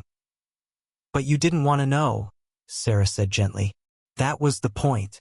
You paid me to disappear so you wouldn't have to know. Michael sat back down, the truth of her words settling over him. You're right, he admitted. I didn't want to know. And that makes me responsible for everything that happened to both of you. They sat in silence again, watching Emma's chest rise and fall steadily. Michael, Sarah said after several minutes, can I ask you something? Anything. Did you ever get married? Have other children? Michael shook his head. No, never married, no other children. Why not? Michael was quiet so long Sarah thought he might not answer. When he finally spoke, his voice was barely audible. Every time I met someone, every time a relationship started getting serious, I thought about you. About the pregnancy. About the choice I made. He looked directly at Sarah. I convinced myself I was being smart, practical, that emotional attachments were weaknesses successful people couldn't afford. But the truth is, I was terrified I'd hurt someone else the way I hurt you. So I just didn't let anyone get close. You spent 9 years alone? Not alone, Michael corrected. I had the hospital, my work, my reputation. I built exactly the life I thought I wanted. He paused. But yes, emotionally alone. Sarah looked surprised. I assumed you'd moved on, found someone more suitable, built the perfect family to match your perfect career. No, Michael said. I built a perfect life for one person. A very selfish, very successful, very empty life. A soft knock interrupted them. Dr. Chun peeked in. How are our parents holding up? She asked, entering the room. Tired, Sarah admitted. But grateful. Dr. Chun nodded toward Michael. Michael, I've been getting reports from nursing staff. You haven't left this room in 3 days. That's not sustainable. Patricia, I can't. Yes, you can, she interrupted firmly. Emma is stable. Her recovery is progressing exactly as expected. She doesn't need you to sit vigil and watch her back to health. She crossed her arms. Besides, the whole hospital is talking. Michael Harrison, the workaholic who hasn't taken a vacation day in 5 years, is camping out in the pediatric ICU. Margaret has been fielding calls from confused board members wondering where you are. Michael looked ashamed. I should call the board, explain? Actually, Dr. Chan said with a slight smile, the general consensus among staff is this is the most human anyone has ever seen you. Nancy told me that 3 different nurses have commented you've said please and thank you more in the last 3 days than in the past 3 years combined. Sarah looked at Michael with curiosity. You weren't nice to people before? I was professional, Michael said defensively. He was cold, Dr. Chan stated bluntly. Brilliant but cold. Treated staff like equipment rather than people. Not mean exactly, but distant. Transactional. She looked at Emma. But watching you with her, talking to Sarah, seeing you actually show emotion, it's like watching a different person. Dr. Chun checked her watch. I want to start reducing sedation in about 4 hours. She should begin waking naturally within 6 to 8 hours after that. Michael, please go home, shower, sleep in a real bed for a few hours. Come back refreshed to meet your daughter when she wakes. Michael looked uncertainly at Emma, then at Sarah. Go, Sarah said gently. I'll stay with her.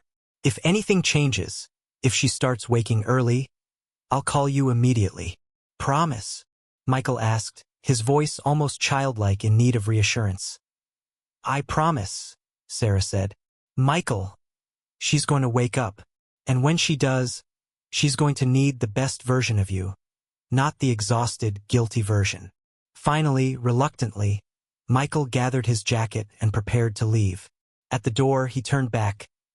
Sarah, he said, when Emma wakes up, when she's fully recovered, I want to talk about how I can help. Both of you. Not just medically, but everything. Sarah nodded. Let's focus on her getting better first. Then we can talk about the future.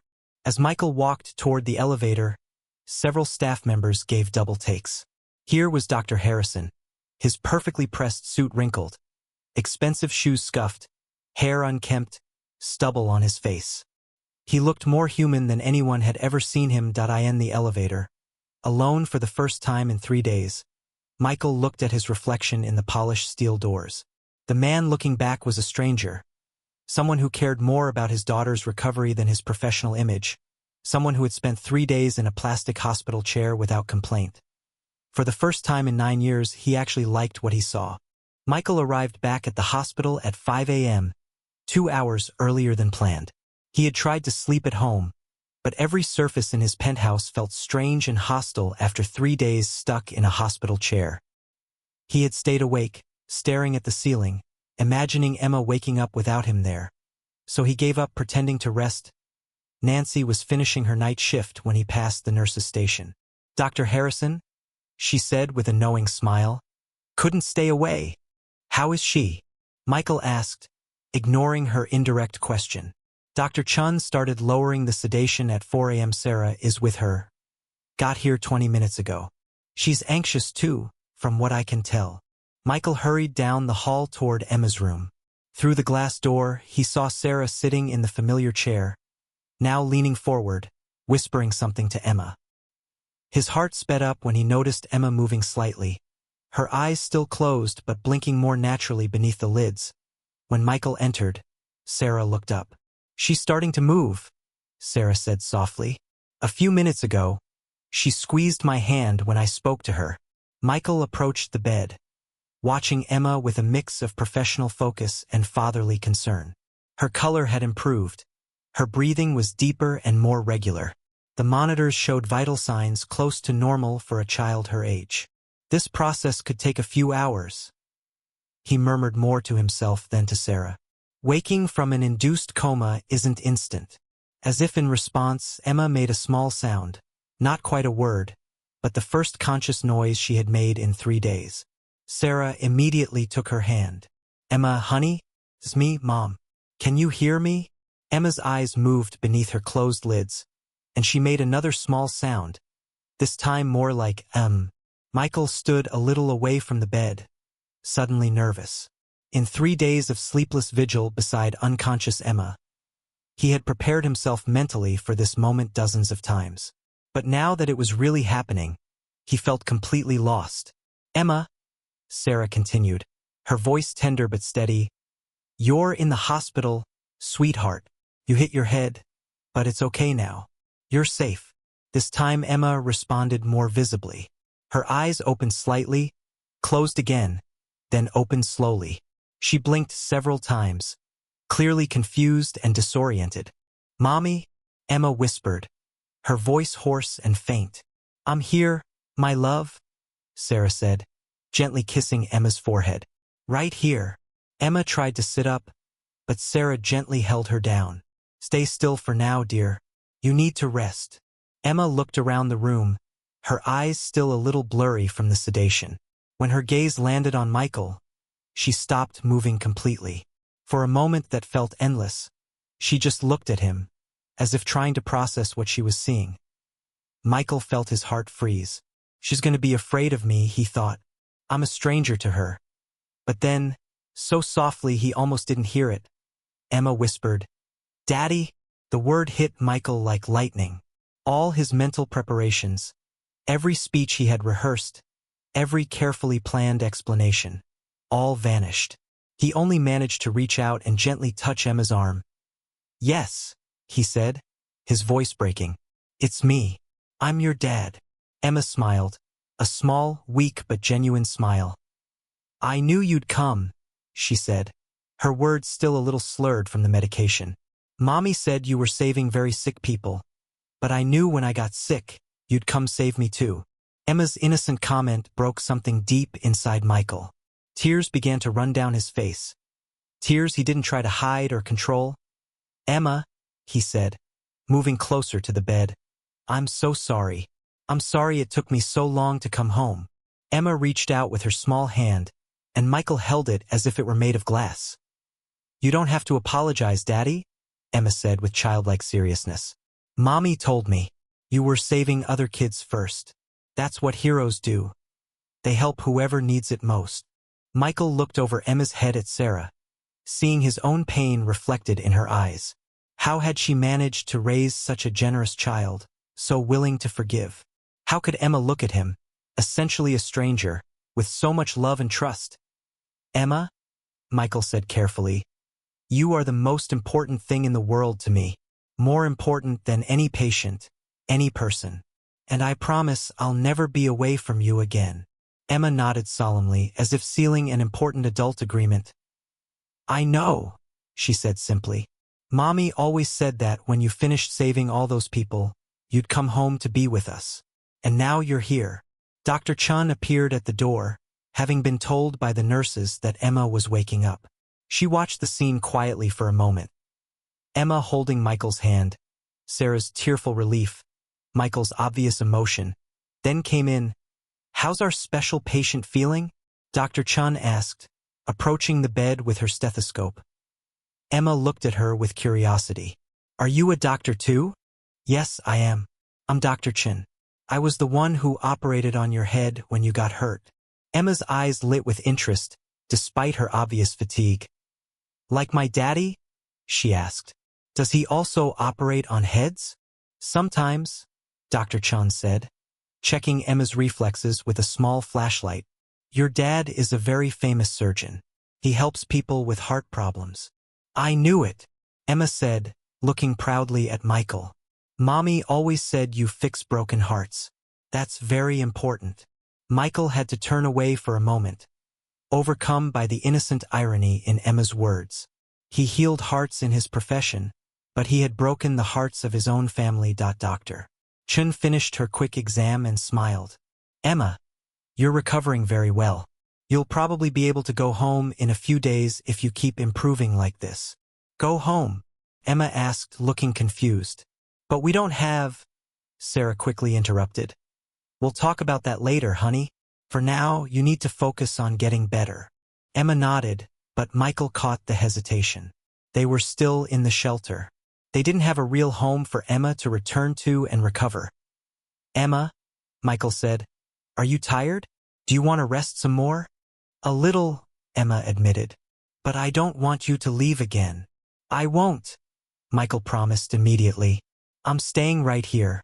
I'm not leaving you. Promise?" Emma asked, her eyes already closing with exhaustion. "I promise," Michael said firmly. Emma smiled drowsily. "Mommy, can you sit on the other side? I want to hold both your hands." Sarah moved to the opposite side of the bed, and Emma reached out her other hand.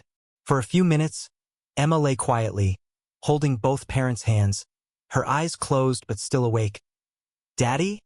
she said softly without opening her eyes. "Yes, princess." The word princess slipped out naturally, surprising Michael.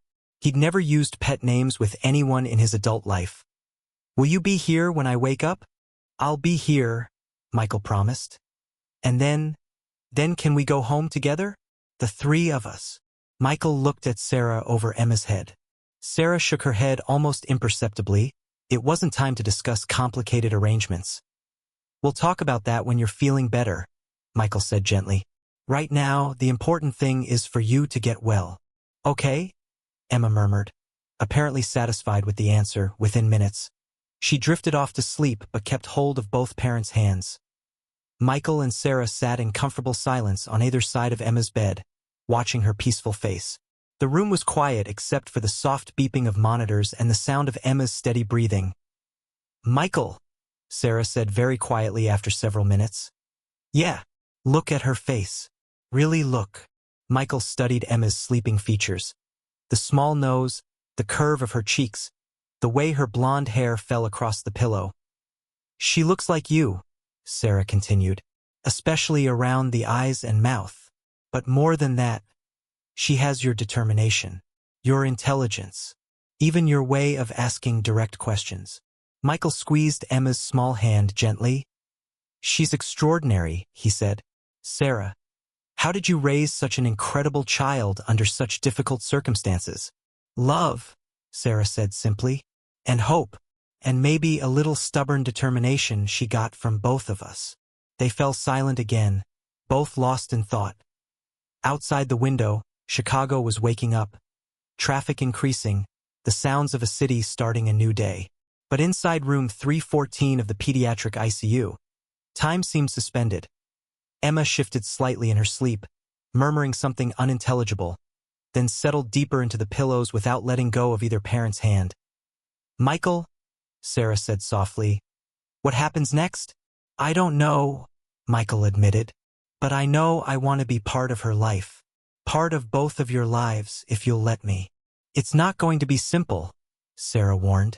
"Emma may adore you now, but she doesn't understand the complexities.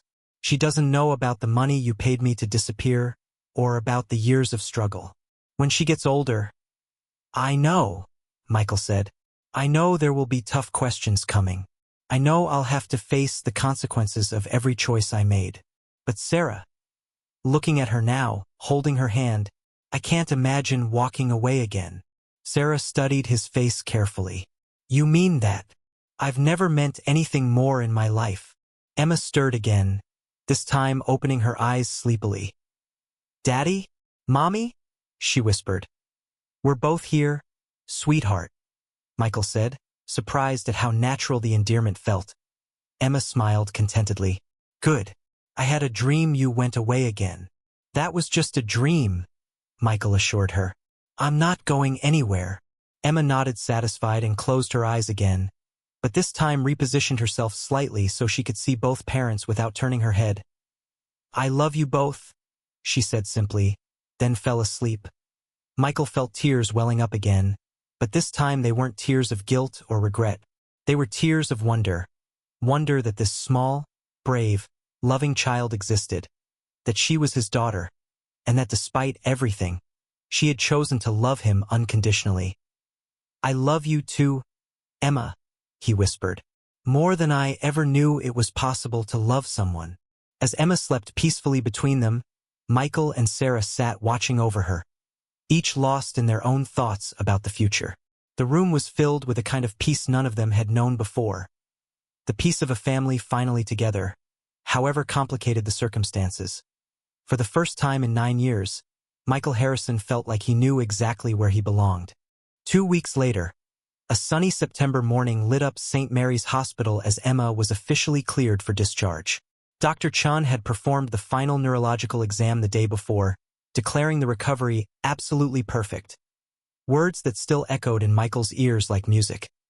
Emma sat on the edge of the hospital bed, swinging her legs energetically, dressed in new clothes Michael had bought. Not the designer outfits his first instinct suggested. Instead, they were simple department store jeans, white sneakers, and a t-shirt with a sunflower print. Sarah had kindly advised him when he asked, explaining that Emma would feel more comfortable in normal clothes. Ready to go home, princess? Michael asked, using the nickname that had become natural over the past 2 weeks. Where are we going? Emma asked with genuine curiosity. Back to the shelter? Michael and Sarah exchanged a look. They had discussed this conversation several times over the past days, trying to find the right way to explain the changes Michael had been quietly organizing. Sarah sat in the chair by Emma's bed, taking her small hand. Emma, remember how we talked about how sometimes circumstances change and create new opportunities? Emma nodded solemnly. In the past 2 years, she'd learned that changes in circumstances usually meant big changes in their lives. Well, Sarah continued carefully, your dad wants to help us have a place of our own, a real house, just for us. Emma's eyes widened. A house? Like the houses where other families live. Exactly like those, Michael said, stepping closer. With your own room, a kitchen where your mom can cook, and a backyard where you can draw outside when the weather is nice. Emma looked between her two parents with a carefully neutral expression, a look Michael had learned to recognize as her way of processing important information. For how long? She asked finally. The question surprised Michael. What do you mean? The house, Emma explained patiently. How long can we stay there? Will it be like when we lived in Ms. Williams' apartment for 3 months until she needed us to leave? Michael felt the familiar tightness in his chest as he realized Emma, at 9 years old, had learned that housing arrangements had always been temporary in her experience. Forever, he said firmly. Emma, this will be your home, yours and your mom's. No one will ask you to leave. Emma studied his face with the intensity he had noticed was typical when she was evaluating if an adult was being completely honest. Promise? She asked. I promise, Michael said. And I'll put it in writing legally so you know it's true. Emma nodded, apparently satisfied with both the promise and the mention of legal paperwork. Michael realized she had learned, at a very young age, that promises needed backing by facts. Can I see the house first? Emma asked. Of course, Michael said. Actually, I thought maybe you'd like to help pick some things for your room. Emma's face lit up with the first truly unguarded excitement she had shown since waking up. Can I choose the colors? Any color you want, Michael promised. Nancy appeared at the door with a wheelchair. A hospital policy for all discharged patients. Ready for your chariot ride to freedom, Miss Emma? Emma giggled, the first fully childlike sound Michael had heard from her. I'm not a baby. I can walk. Hospital rules, Nancy said with mock seriousness. You can walk when we get to the front doors. But until then, you're officially my passenger. Emma accepted the wheelchair in good humor and let Nancy help her sit. As they rolled down the hallway, several staff members came out to say goodbye. Emma had become something of a mascot during her 2 weeks at the hospital. Bye, Emma, called Maria from housekeeping. Come visit us soon. Okay? Don't forget about us when you're in your new house, added Tim from the cafeteria. Emma waved enthusiastically at each person, clearly touched by all the attention in the elevator. Emma looked up at Michael. All these people like me. Of course they do, Sarah said. You're very likable. But why? Emma asked, genuinely curious. I was just a patient. Michael felt another wave of insight into Emma's worldview. Clearly, she was used to being invisible, just another homeless kid that adults barely noticed. Because, Michael said carefully, you're a special person, Emma. You're kind, you're smart, you're brave. People notice that. Emma considered this seriously. Mom always said I was special. But I thought maybe she just said that because she's my mom. Sarah laughed softly.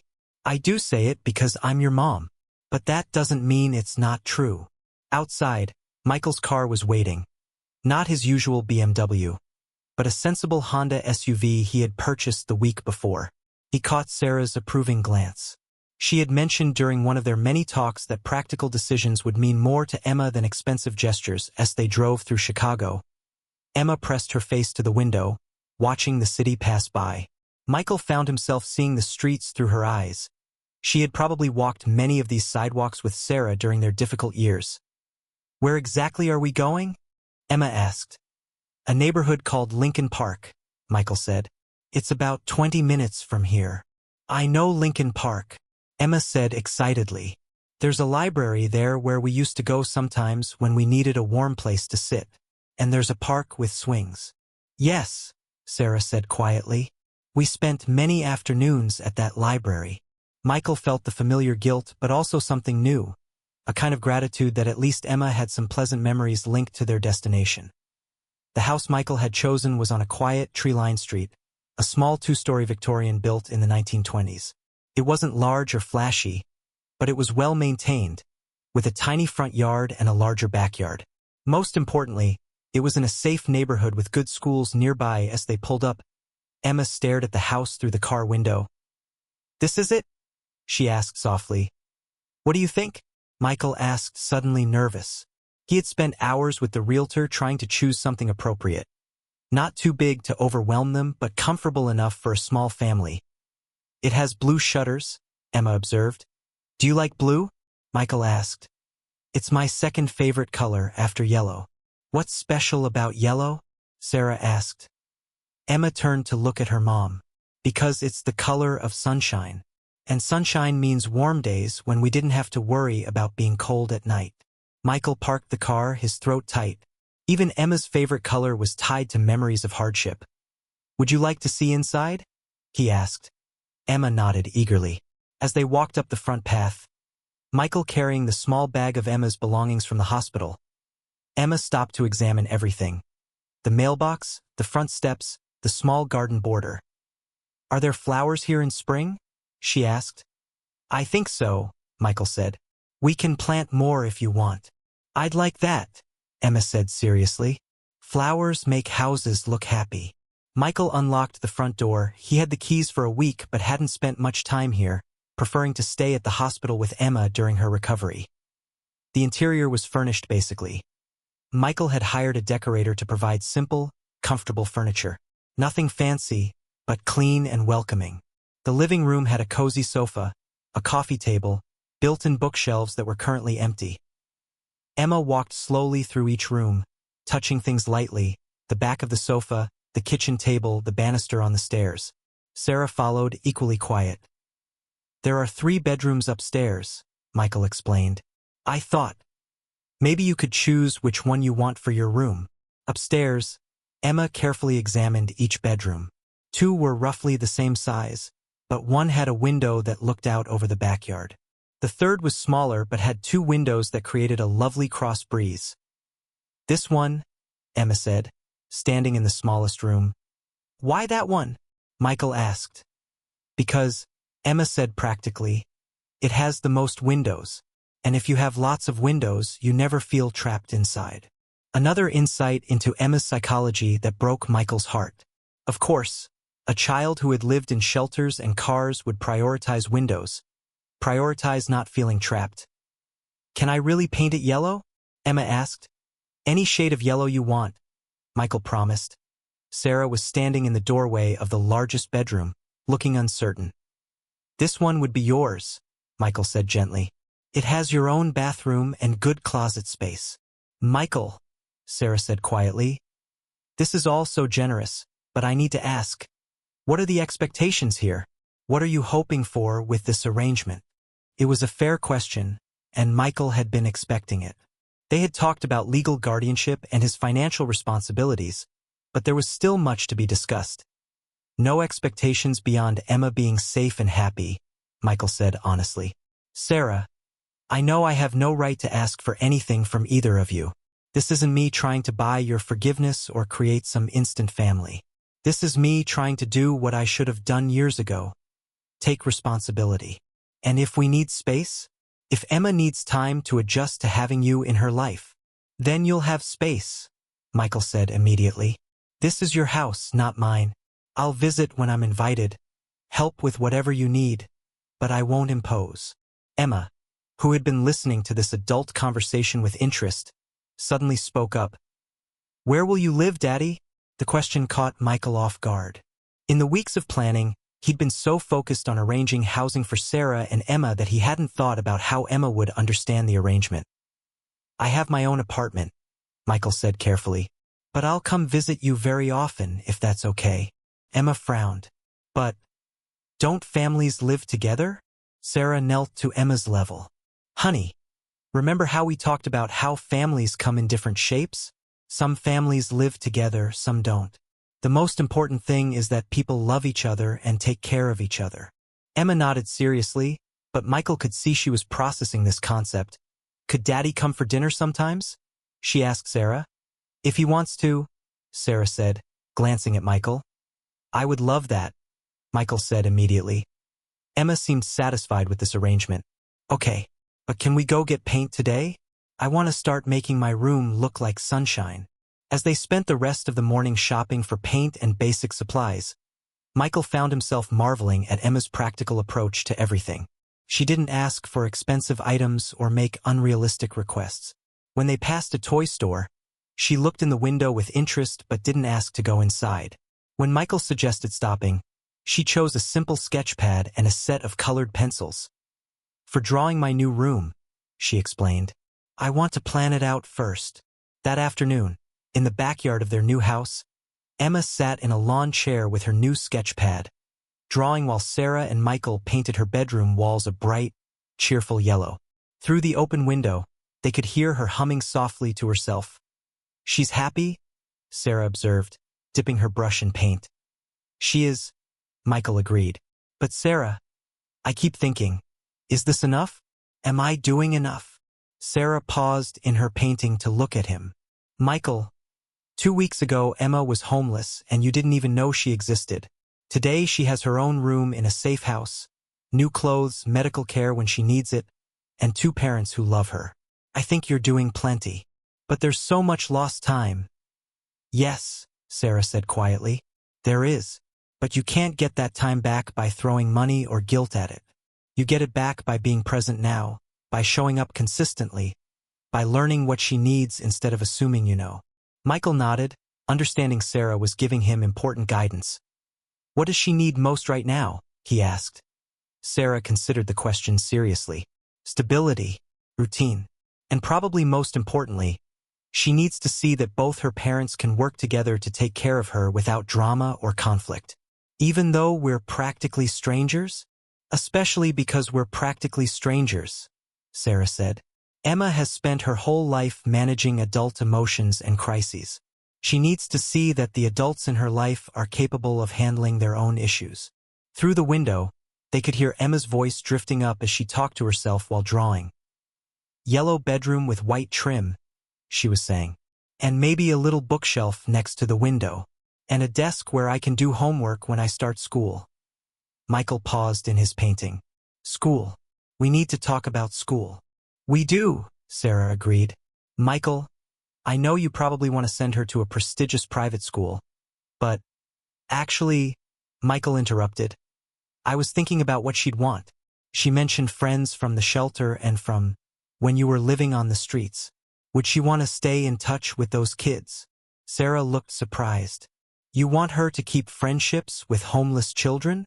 "I want her to keep friendships with children who matter to her," Michael corrected. "Are any of them in good schools? Maybe we could find something that works for Emma, but also lets her stay connected to people who've been part of her life." It was such an unexpectedly thoughtful response that Sarah actually stopped painting to look at him. "There's a girl named Destiny, about Emma's age. Her mom, Rita, and I became friends at the women's shelter. Rita got housing last month through a program. Destiny is enrolling at Lincoln Elementary. Could Emma go there too?" "It's a good school," Sarah said slowly. "Not fancy, but good teachers, safe environment. Emma would like being able to keep that friendship." "Then that's where she'll go," Michael decided. Sarah was quiet for several minutes, processing the conversation. "You've changed," she said finally. "What do you mean?" "2 weeks ago, I expected you'd want to erase Emma's past. Pretend her first 9 years didn't happen. Put her in the best private school. Surround her only with appropriate influences. But you're talking about what she would want, what would make her comfortable." Michael set down his paintbrush. "Sarah, I spent 9 years thinking I knew what was best for everyone, making decisions based on what looked good or what advanced my career. And look where that got all of us." He gestured toward the window, where Emma was still drawing peacefully. "She's perfect," he continued. "Everything about her, her kindness, her intelligence, her resilience, all that came from the life you gave her. The struggles, the uncertainty, even the homelessness. Somehow you raised an extraordinary child through all of that. Why would I want to erase anything that made her who she is?" Sarah wiped paint-covered hands on a rag, considering his words. "It's going to be complicated," she warned. "Emma's school friends, their families, they know our story. Some of the kids' parents are still homeless. Emma is going to want to help, to share. She'll see her good fortune and want to fix everyone else's problems." "That sounds like something an amazing kid would do," Michael said. "But how will you feel when she wants to give away her new clothes to a friend who needs them more? Or when she asks if Destiny's family can come for dinner because they don't have much food that week?" Michael considered this seriously. "I guess I'd be proud that my daughter has such a generous heart. And I'd help her find ways to help that don't compromise her own security." Sarah smiled, the first completely unguarded smile she'd given him since their reunion. "I think," she said, "you might actually understand what being a parent means." "I'm terrified I'll mess it up," Michael admitted. "Good," Sarah said. "That means you're taking it seriously." From the backyard, Emma called up to them, "Mom, Daddy, come see my drawing." They climbed down from the upstairs bedroom, still smelling of fresh paint, to find Emma holding up her sketch pad. She had drawn a detailed picture of a yellow bedroom, but also a floor plan of the entire house. In her 9-year-old handwriting, she had labeled each room, "Mom's room, my room. Place for Daddy to stay when he sleeps over." Michael stared at the drawing. "You made a place for me?" "The third bedroom," Emma explained practically. "Sometimes you might get tired after dinner and need to stay overnight. Or if there's a storm and the roads are bad. Families should have places for everyone." Michael knelt to Emma's level, looking closely at her drawing. She had thought of everything: furniture placement, window treatments, even little details like where books would go. "Emma," he said softly, "you are the smartest, most thoughtful person I've ever met." Emma beamed at the praise. "Mom taught me to think ahead and make plans. She says good planning keeps people safe." "Smart mama," Michael said, glancing at Sarah. Smart little girl, Sarah corrected as the afternoon wore on. The three of them worked together, making the house feel like home. Nothing dramatic or sentimental, just practical tasks. Unpacking Sarah's few belongings, arranging furniture, making beds. Emma flitted between rooms, finding the perfect spot for each of her treasured possessions. The sketch pad, a battered stuffed animal, a small bottle she called her lucky pennies. Michael found himself watching Emma carefully, trying to learn her rhythms and preferences. She liked things organized but not obsessively neat.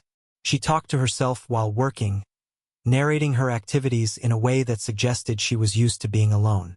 She checked on both parents frequently, as if making sure they were both still there as evening approached. Sarah started looking through the kitchen cabinets Michael had stocked with basic supplies. "I could make dinner," she offered. "Nothing fancy, but—" "Can I help?" Emma asked immediately. "Of course," Sarah said. "You're a good assistant." Michael watched them work together, Sarah preparing ingredients while Emma organized them carefully, the two moving around each other in the small kitchen with practiced efficiency. It occurred to him that they had probably prepared meals together in dozens of kitchens, shelters, temporary housing, wherever they could find access to a stove. "Can I help too?" Michael asked tentatively. Emma and Sarah looked at each other, then at him. "Do you know how to cook?" Emma asked skeptically. "Basic things," Michael said. "I can follow instructions." "Okay," Emma said seriously. "But you have to listen carefully because cooking is important. If you mess it up..." 6 months later, on a bright March morning, the main auditorium of St. Mary's Hospital was filled with elegantly dressed people. Donors, board members, press professionals, and hospital staff took their seats in upholstered rows, all gathered for the graduation ceremony of the first cohort of the Harrison Thompson Child Medical Assistance Program. Michael nervously adjusted his tie as he observed the bustle behind the scenes. In 6 months, his life had transformed in ways he never could have imagined. What started as a desperate attempt at redemption had become a groundbreaking initiative that had already served over 200 needy families. "Nervous?" Sarah asked, approaching him. She was wearing a tasteful navy blue suit. Her new role as the hospital's social assistance coordinator required a more formal wardrobe, but she still maintained her natural, unassuming style. "A little," Michael admitted. "It's strange being in a position where I have to talk about personal changes in such a public setting." "You don't have to say anything you're not comfortable sharing," Sarah reassured him. "People are here for the program's results, not your personal story." Michael nodded, but both knew it was impossible to separate the program from its origin. Michael Harrison's transformation, from a distant, arrogant surgeon to a man who dedicated his life and resources to caring for underserved children, had become legendary in Chicago's medical community. "Where's Emma?" Michael asked, glancing around. "She's making final adjustments to her presentation," Sarah replied with a smile. "She's calmer than both of us combined." Over the past 6 months, Emma had blossomed in ways that continually surprised every adult around her. At Lincoln Elementary School, she had excelled academically and emerged as a natural leader among her peers. Her teacher, Mr. Rodriguez, had told Sarah that Emma had a rare gift for making other children feel included and valued. Her friendship with Destiny had deepened, and Emma regularly invited her friend for dinners at their home or weekend outings. Michael had watched, at first with surprise and then growing pride, as Emma naturally shared her new advantages. When Destiny mentioned she didn't have proper school supplies, Emma organized a swap where she gave some of her new supplies in exchange for Destiny's drawings. When another classmate's family faced food shortages, Emma suggested they needed help eating all the food they had at home and arranged several family meals. "She has her mother's heart," Michael had said to Sarah after one of those occasions. "And her father's determination," Sarah replied. "When she decides to help someone, there's no stopping her." Now, Emma had insisted on participating in today's ceremony. When Michael mentioned the event weeks earlier, Emma asked if she could say something to the people helping other kids like she had been helped. At first, Michael and Sarah hesitated. It seemed like a lot for a 9-year-old. But Emma persisted, and when she showed what she had prepared, Both parents realized she had something important to share. Dr. Margaret Williams, the hospital's new executive director, a woman Michael had hired for her expertise in social assistance programs, approached them. "We're ready to begin," she announced. "Michael, you'll start with the program report. Then Sarah will present the impact statistics. Emma will close with her speech." Michael took a deep breath. "Let's do this." The auditorium quieted as Dr. Williams took the stage to open the ceremony. "Welcome to the first graduation ceremony of the Harrison Thompson Child Medical Assistance Program," she began, her voice clear through the sound system. "In just 6 months, this revolutionary program has transformed not only how our hospital cares for underserved patients, but also our understanding of what true medical care means." She gestured toward large screens on both sides of the stage, which began displaying photos and program statistics. 236 children received comprehensive medical treatment they otherwise couldn't afford. 189 families were connected to housing and social services. 43 unemployed parents found jobs through our partnerships with local businesses. And most importantly, 0 children were turned away from our hospital due to financial constraints. The applause was warm and sustained. Michael felt a mixture of pride and humility as he saw how the program had grown beyond his initial expectations. "But numbers alone don't tell the whole story," Dr. Williams continued. "Today you will hear about the real impact, not just from our medical perspective, but from those whose lives have been touched by this program. First, I'd like to introduce Dr. Michael Harrison, the program's founder." Michael walked to the podium amid polite applause. He saw Sarah and Emma in the front row, Emma holding a folder with her presentation and giving him an encouraging smile. 6 months ago, Michael began, his voice initially a bit tense but gaining strength. "I was a surgeon who believed excellence in medicine was measured only by technical skills. Surgical success rates, journal publications, professional recognition. I was wrong." There was an interested murmur in the audience. Michael had earned a reputation recently for his brutal honesty about his previous motivations. "Real medical excellence," he continued, "is measured by the number of lives we improve, not the number of costly procedures we perform. It's measured by our ability to see each patient as a whole person, not just a medical condition, but a human being with family, dreams, fears, and needs that go far beyond what we can treat in an operating room."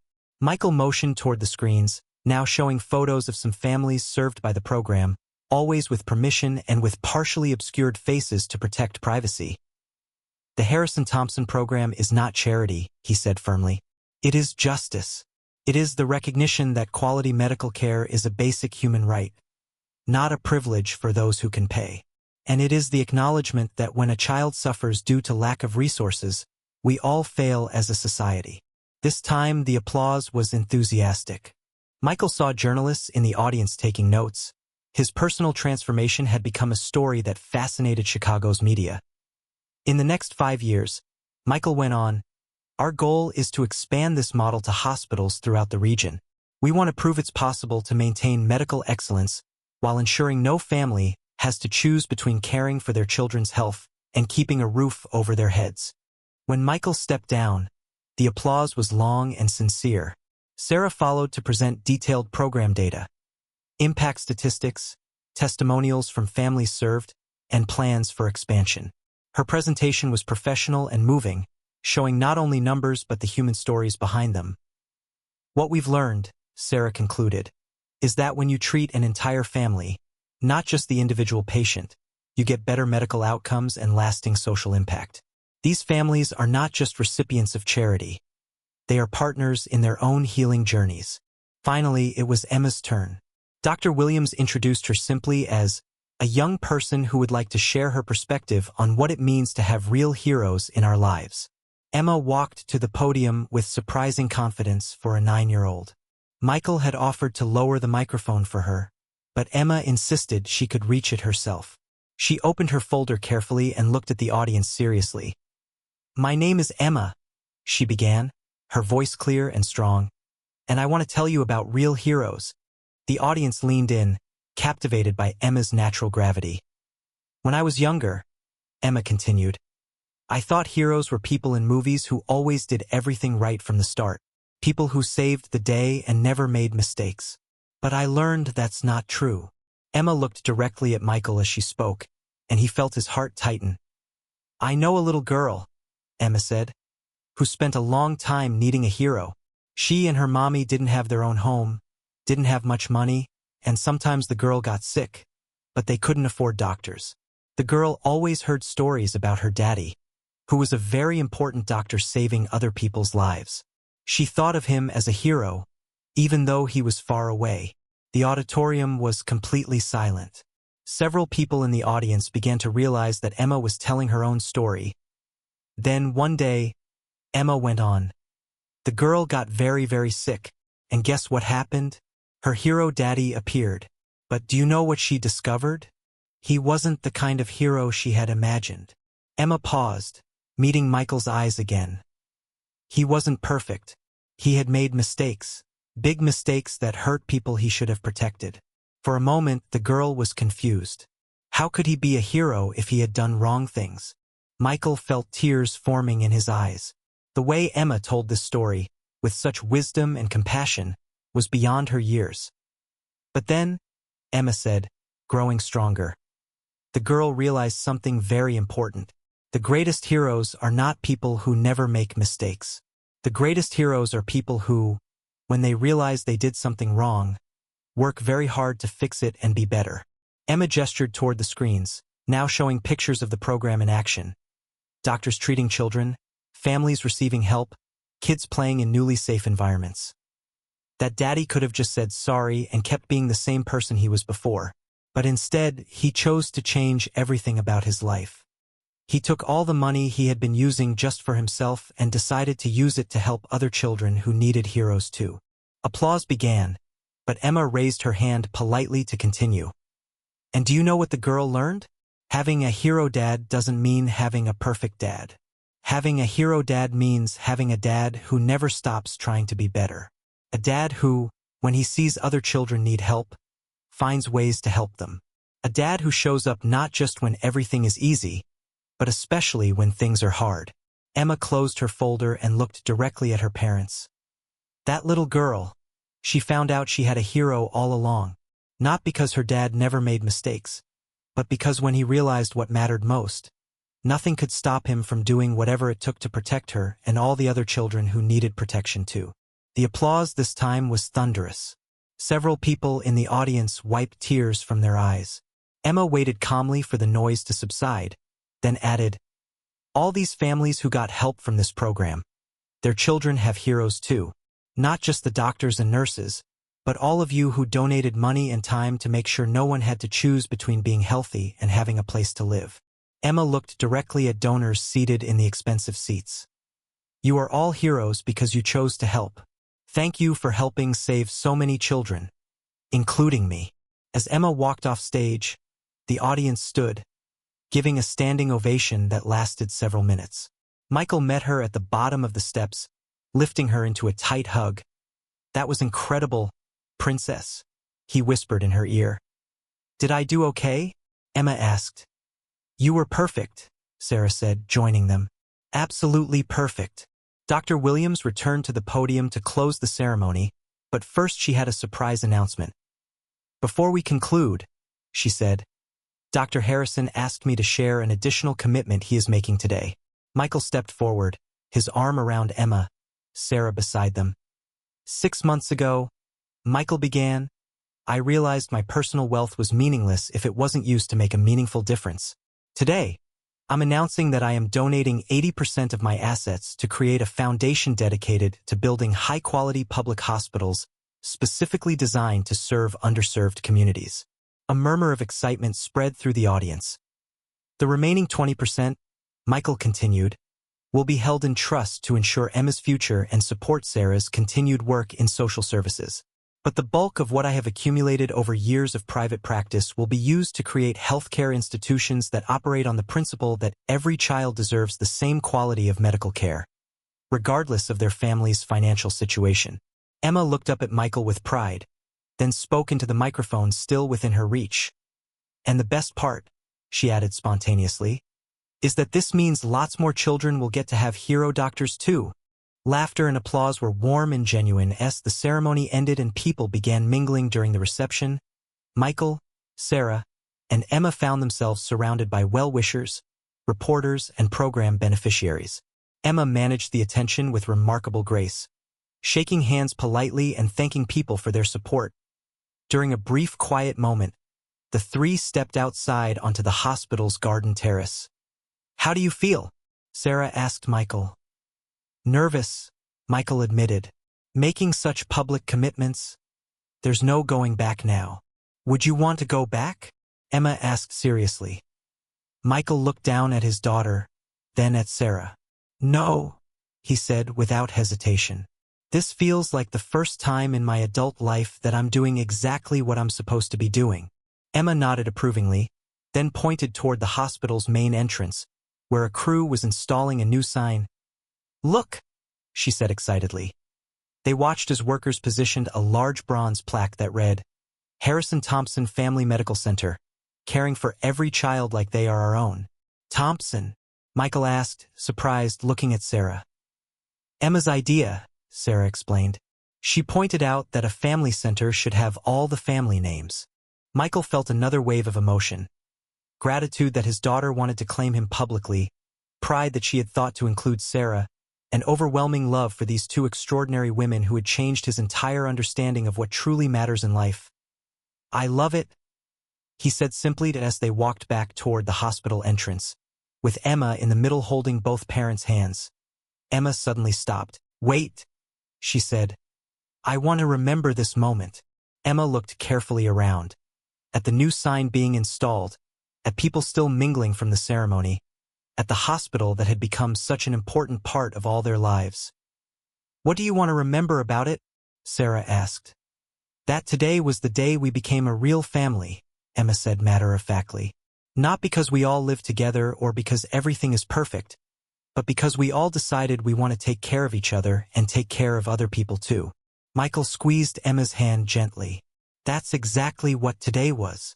And, Emma added with a grin, "It was the day when I got to give a speech to a bunch of fancy grown-ups, and they all listened to me very seriously." Sarah and Michael laughed together. "You did command that room," Sarah said admiringly. "I learned from watching both of you," Emma replied. "Mom, you always talk to people like they matter, even when they don't have much. And Daddy, you always explain things carefully so people can understand." I just combined both techniques. As they entered the hospital together, Michael marveled once again at Emma's wisdom. At 9 years old, she had insights into human nature that had taken him decades to learn, and only after making devastating mistakes. The lobby buzzed with activity from the reception, but Emma guided them toward the pediatric wing. "Can we visit some of the children?" she asked. "I brought drawings for some of the kids who are still patients here." Over the past 6 months, Emma had become a regular visitor to the pediatric ward. She had developed friendships with several long-term patients and started a small, informal program of bringing drawings and occasionally reading stories to younger children who were scared or lonely. "Of course," Michael said. "That's a perfect way to end today." As they walked through familiar corridors, Emma chattering excitedly about which patients to visit first, Sarah and Michael exchanging glances full of shared pride and affection. Michael realized this was what happiness truly felt like. Not the rush of professional success or the satisfaction of financial gain, but this. Walking through a place where you make a difference, with people you love, doing something meaningful together. Emma suddenly stopped and turned to face both parents. "Daddy," she said seriously, "I have an important question." "What is it, princess?" "When other children ask me what makes my father special, what should I tell them?" Michael thought carefully. "What do you want to tell them?" Emma paused, then smiled. "I want to tell them that my father is the kind of person who, when he realizes he made mistakes, works very hard to fix them, and that he believes all children deserve heroes, not just some children, and that the most important thing anyone can do is choose to help other people, especially when those people can't help themselves yet." Michael knelt to Emma's eye level. "Emma," he said softly, "if those are the things you want to tell people about me, then I promise you, I will spend every day of my life trying to be worthy of that description." Emma hugged him tightly. "You already are, Daddy," You just needed to figure it out. As they continued down the hall toward the pediatric wing, with Emma skipping slightly ahead and Sarah and Michael walking together, Michael felt a deep sense of completion. Not because everything was perfect or all problems solved, but because he finally understood what really mattered. Behind them, through the hospital's large windows, the late afternoon sun illuminated the new sign, Harrison Thompson Family Medical Center, caring for every child like they are our own. And ahead of them, Emma was already knocking on a patient's door, calling cheerfully to the child inside. "Hi, Marcus. I brought you a new drawing and a story about a brave knight who learned that the best magic is helping other people." The door opened, and a small voice said excitedly, "Emma, you came back." Michael watched his daughter disappear into the room, already beginning to brighten another child's difficult day, knowing with absolute certainty that he was exactly where he belonged, being exactly who he was meant to be. If you enjoyed this story, subscribe to the channel and leave a like. These other stories will also move you. Click to keep watching.